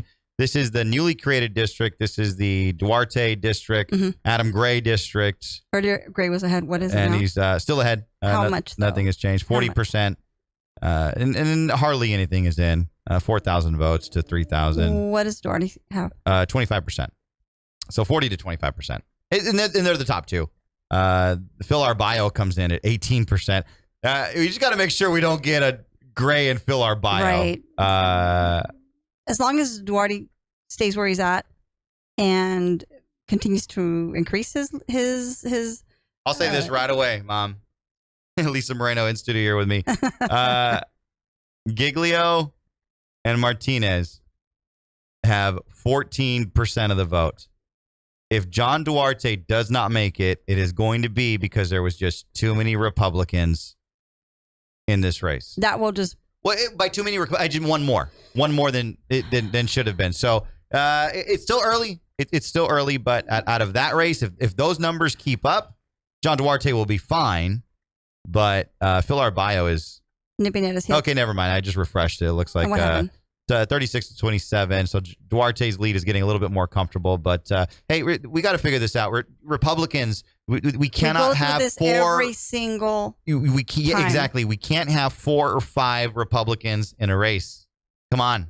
We defeat ourselves. Yeah, like there's no question. There's no race, and it's math. And the Dems know that. Yeah, it's simple math, people. Part of the strategy of the Democrat Party is obvious to everyone. It's not rocket science. Every single election cycle, they already know who is and who's not. You may have some stray candidates somewhere that might hop in, but they will quickly be eliminated usually. Conversely, the Republican Party, we have multiple candidates going against our great incumbent or really solid Republican candidates as well. And that outset at the gate, that has been a problem, remains a problem. I do think, though, that this cycle will prove that to be a little bit different, being that I think that tonight we will not have lost everything as has been in the recent past elections, where we leave here not defeated, but not outright winners. I think that this cycle we will see some gains on the Republican side at all levels, especially perhaps not local, but at the county, state level. Yeah, I just want to point something out. It looks like on the city side in Fresno, Republicans just are not voting in these contested races. Just look at the Tower District. I refreshed. It's still the same numbers. Annalisa is at a 59% lead. I'm looking at. I talked to Mike Briggs in studio. There's 8,000 Republican voters. I was going to say there's a substantial number of Republicans. And what are her votes right now? Republican vote. Well, forget her. She's at 2475, 2,400. But conservatives, I'm doing the math here. The thought process is if there's 8,000 registered Republicans in that district, if half of them came out, if 50% of them came out, a Republican candidate could definitely finish at the top. 600 voted so far, assuming that the Republicans voted for Mike Briggs and Jeremy Price, the Republicans in the race. And it's early. It's very early, and I'm saying that, but that's very painful. Nevertheless, 600. That's painful. What does that say about the local desire to see change at the city level? What does that say about the Republican Party at the local level? What has to change to get Republicans fired up to get out and make that change, make that difference, make that Republican candidate pull out ahead? Honestly, I think people are just tired. If Republicans aren't coming out locally, because statewide it looks like, hey, Republicans showed up somewhere in the state because Mark Moisier is coming in second. Lanny Chan, or very early on is not doing that bad. He's in the lead so far. I think that'll diminish, but statewide, but it looks like here you're not showing up. I think it's a bigger thought process. I'm not in the blame game of it. I am. Listen, this is Trump lost because Republicans didn't show up they also cheated, but no, I'm on election night. There's always someone to blame because Reagan said it best. If you want to stop voter fraud, you go tell your people to vote and make it to where they can't cheat. So no, we have to create that cushion where you don't blame them. Yeah, you don't blame them. I'll blame them. We hit them with the good cop, bad cop. A nice balance here. You be the good cop. It's not your fault. It is your fault. You don't vote. Election. Remember, Obama said it. Let me be clear. Elections have consequences, and they do. And what would Trump say? Please. Come on, you got to do huge, Guillermo. If I were president, we'd be winning. We'd be so much winning. Everyone would win. So yeah. And what would Biden be saying? Yeah. What will he be saying? Come on, man. And CNN, has CNN actually even realized that there's no election? Yeah, so there's nothing going on. That I think is breaking news to me. Is that CNN has mentally checked out totally. They don't want people to know that there's an election. There's nothing going on here. I know they're in a commercial break right now, but is CNN not reporting? There's nothing there. There's no ticker up there. There's nothing. They've decided it doesn't matter. Yeah, So I was listening to Bo Snerdley, obviously Rush Limbaugh's producer. Yes. And look at the LA Times wants me to pay them to look at their results. I'm not going to give you any of my money. Bo Snerdley says, the Democrats, Rush Limbaugh always used to say, Democrats want to make elections irrelevant. Right. I heard you talk about that earlier as well. And CNN's not even, this is that mentality. CNN doesn't feel that they need to tell you elections because they have no bearing, and they have no bearing because they know at the end of the day, doesn't matter who's running, you're going to lose because the Republicans.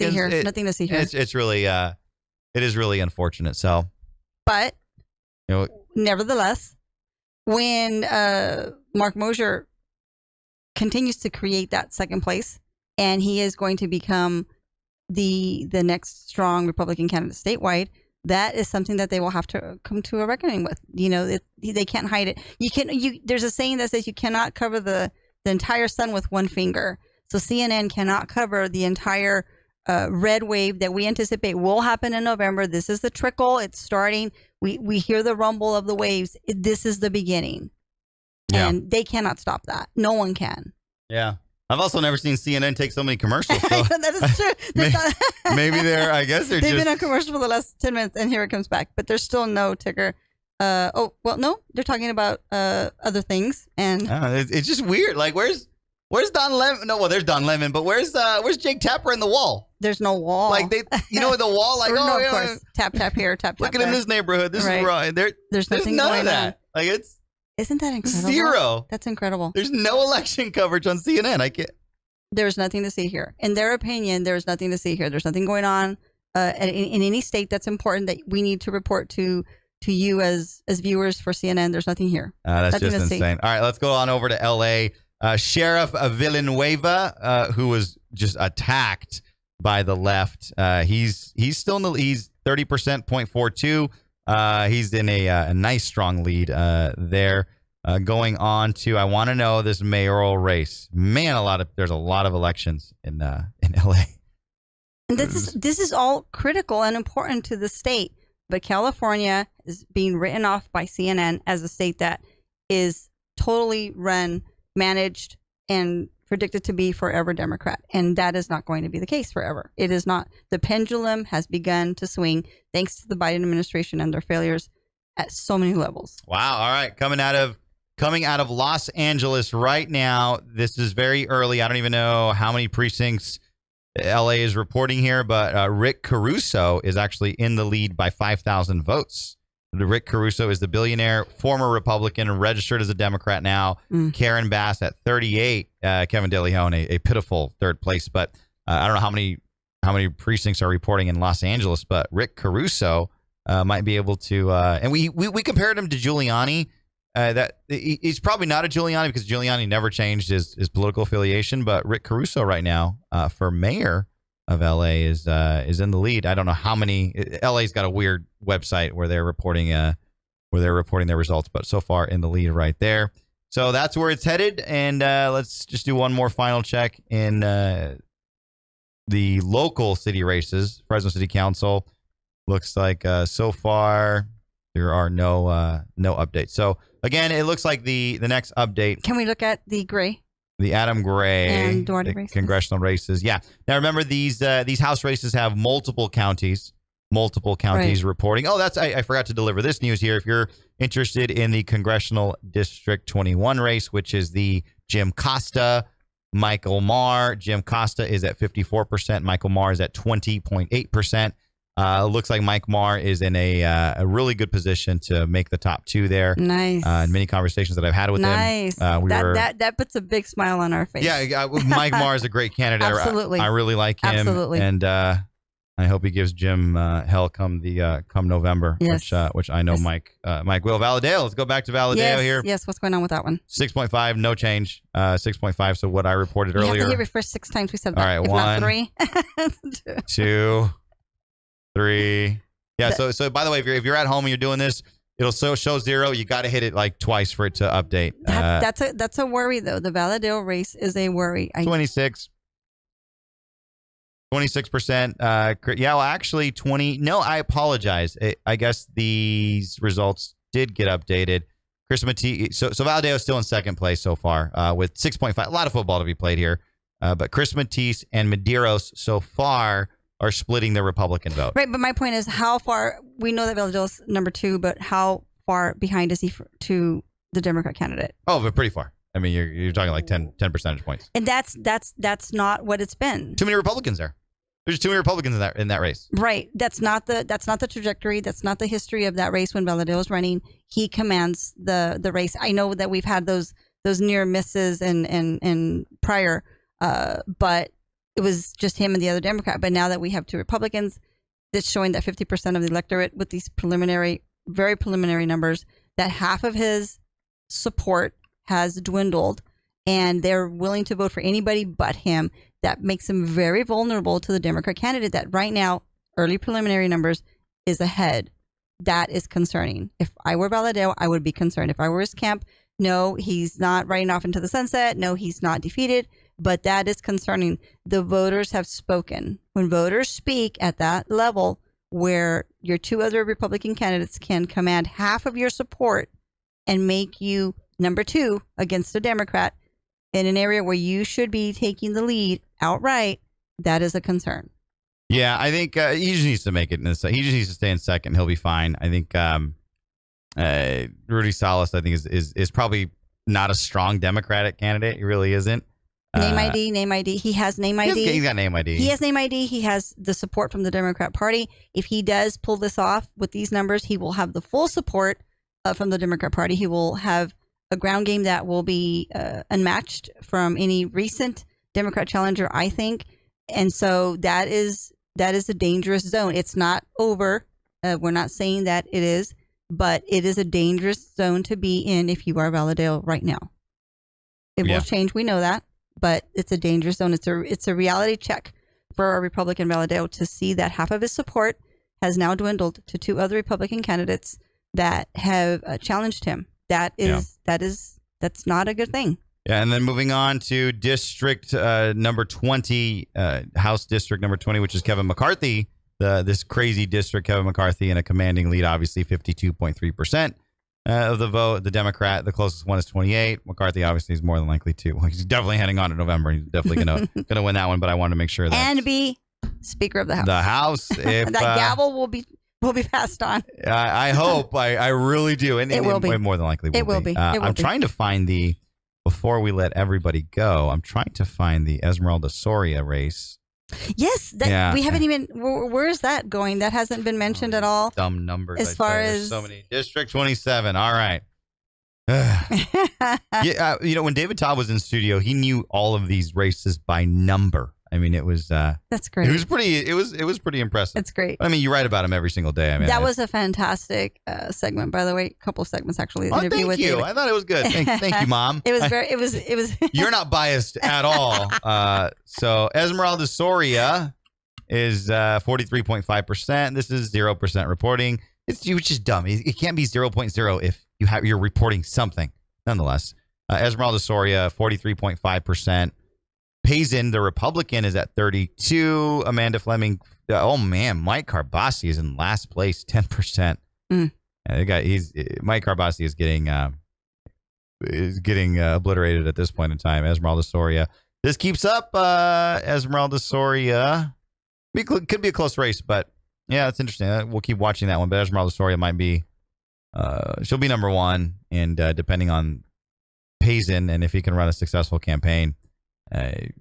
Esmeralda Soria might be heading to the state assembly if she can defeat the Republican Payson out of there. Any other ones you'd want me to check so far? I want to check Mark Moyser again, the United States Senate. Mark Moyser, 12%, going down now. He's going down, but but still number 2.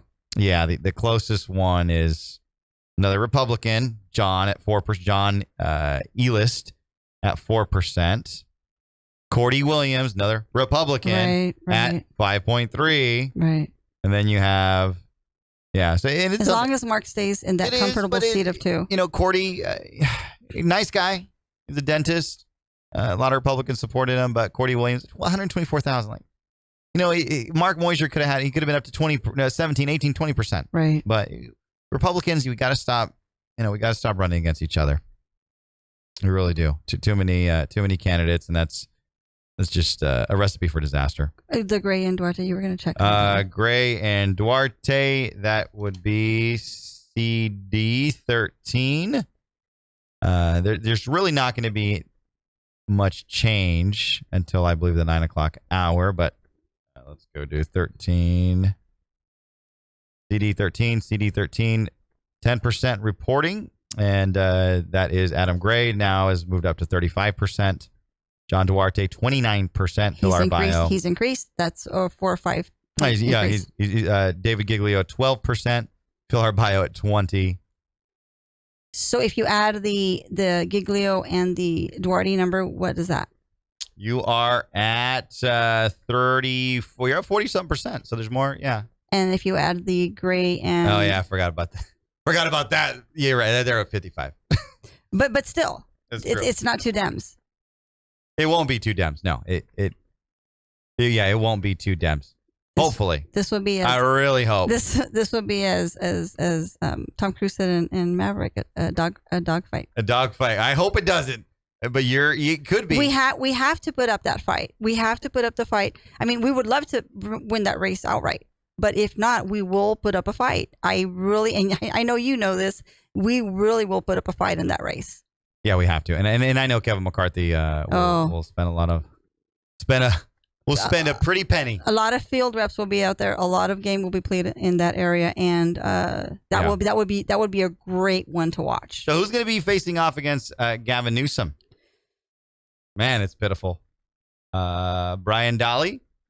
He was ahead. I just saw that a while ago. 15.4. So it looks like Brian Dahle will be endorsed by the California Republican Party. Exactly. Now, speaking about the Republicans that should just not run. Why would you run for governor? I'm just kidding. Why? Because Why? I can answer that. Please, while I eat one of these stale crumble cookies now. I was just going to say, don't say where they're from. What do you, I mean, the box gives it away on Facebook Live. But nevertheless, why do you want to run for governor? Because we have to. No race should one person, not like 30 Republicans. No, that I agree with. But they have just as many Democrats and other parties, Green, Libertarian. They have many others running as well. Not with the name ID, obviously, of Newsom. Nothing to touch there. But nevertheless, why do Republicans want to run for governor? We have to. There should never, ever, ever. Leo Zaki, 1.4%. Hey. I was one of those votes. Let it be as well. Major Williams was running. Again. I didn't know that. Yes, again. Officer Tatum was not very nice to him today. And he had his own viewpoint of that. I will have no comment to say. Did you listen to it? I absolutely did. It was rough. And I liked it. Hey, he was rough on Majors. No, I didn't like what I'm not going to say I enjoyed what or liked what he said. I liked his style. I think it's very personable and it's very easy to relate to him. Hold on, Lisa Moreno, my mother. Breaking news. CNN still doesn't realize that there is a primary election going on. They have refused to do any election coverage at all. That says so much. It's weird. Will people realize that? Will the people that see CNN and view CNN right now, will they realize that is happening? Are Number we one on a delay? Like, do we not pay the cable bill? Like, everyone's on commercials right now. But will the viewers of CNN realize that they are being neglected in the sense to not give them any results on a very important primary in many states? Does it not it's just phase weird them? No, it's not weird. It's weird. It says a lot. And I the next thing I would like to know, the ratings have already dropped. They must be really trying hard to just fall off the planet and the radar, period. But why don't they want to admit that there's an election going on? Because it doesn't fit the narrative. It doesn't fit their agenda. And this is the way they roll. This is what they want. And I really think that when you're failing in something, the best thing is to try to hopefully get shook up, know that you're doing that, and wise up and start fixing.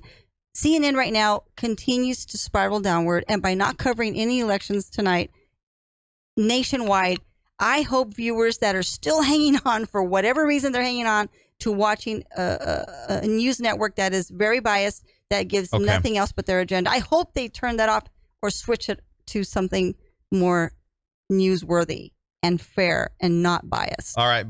Producer, how much time do we have? I want to make sure our listeners get an update on the live results. I want to bring you the San Francisco recall results. Oh, that's gonna be hard. That's gonna be hard to come by. But I will take you to L.A. right now, where Rick Caruso, the billionaire, former Republican, now Democrat, is at 41.1 to 37%. That's his lead went up. Yeah, his lead went up. He could finish one, and I do want to just let me know, producer, on the countdown, how much time we have left. We probably don't have much time, huh? Less than a minute. Okay, I wanted to bring you the results for the San Francisco recall, but it looks like that will have to be something for tomorrow. I appreciate everyone listening and tuning in. Thank you to Alan Autry, Jim Franklin, Larry Powell, Lisa Moreno, Jeremy, Jose, Jay, everyone, the entire Talk Radio 1550 KXEX team. We'll see you tomorrow. Go Red.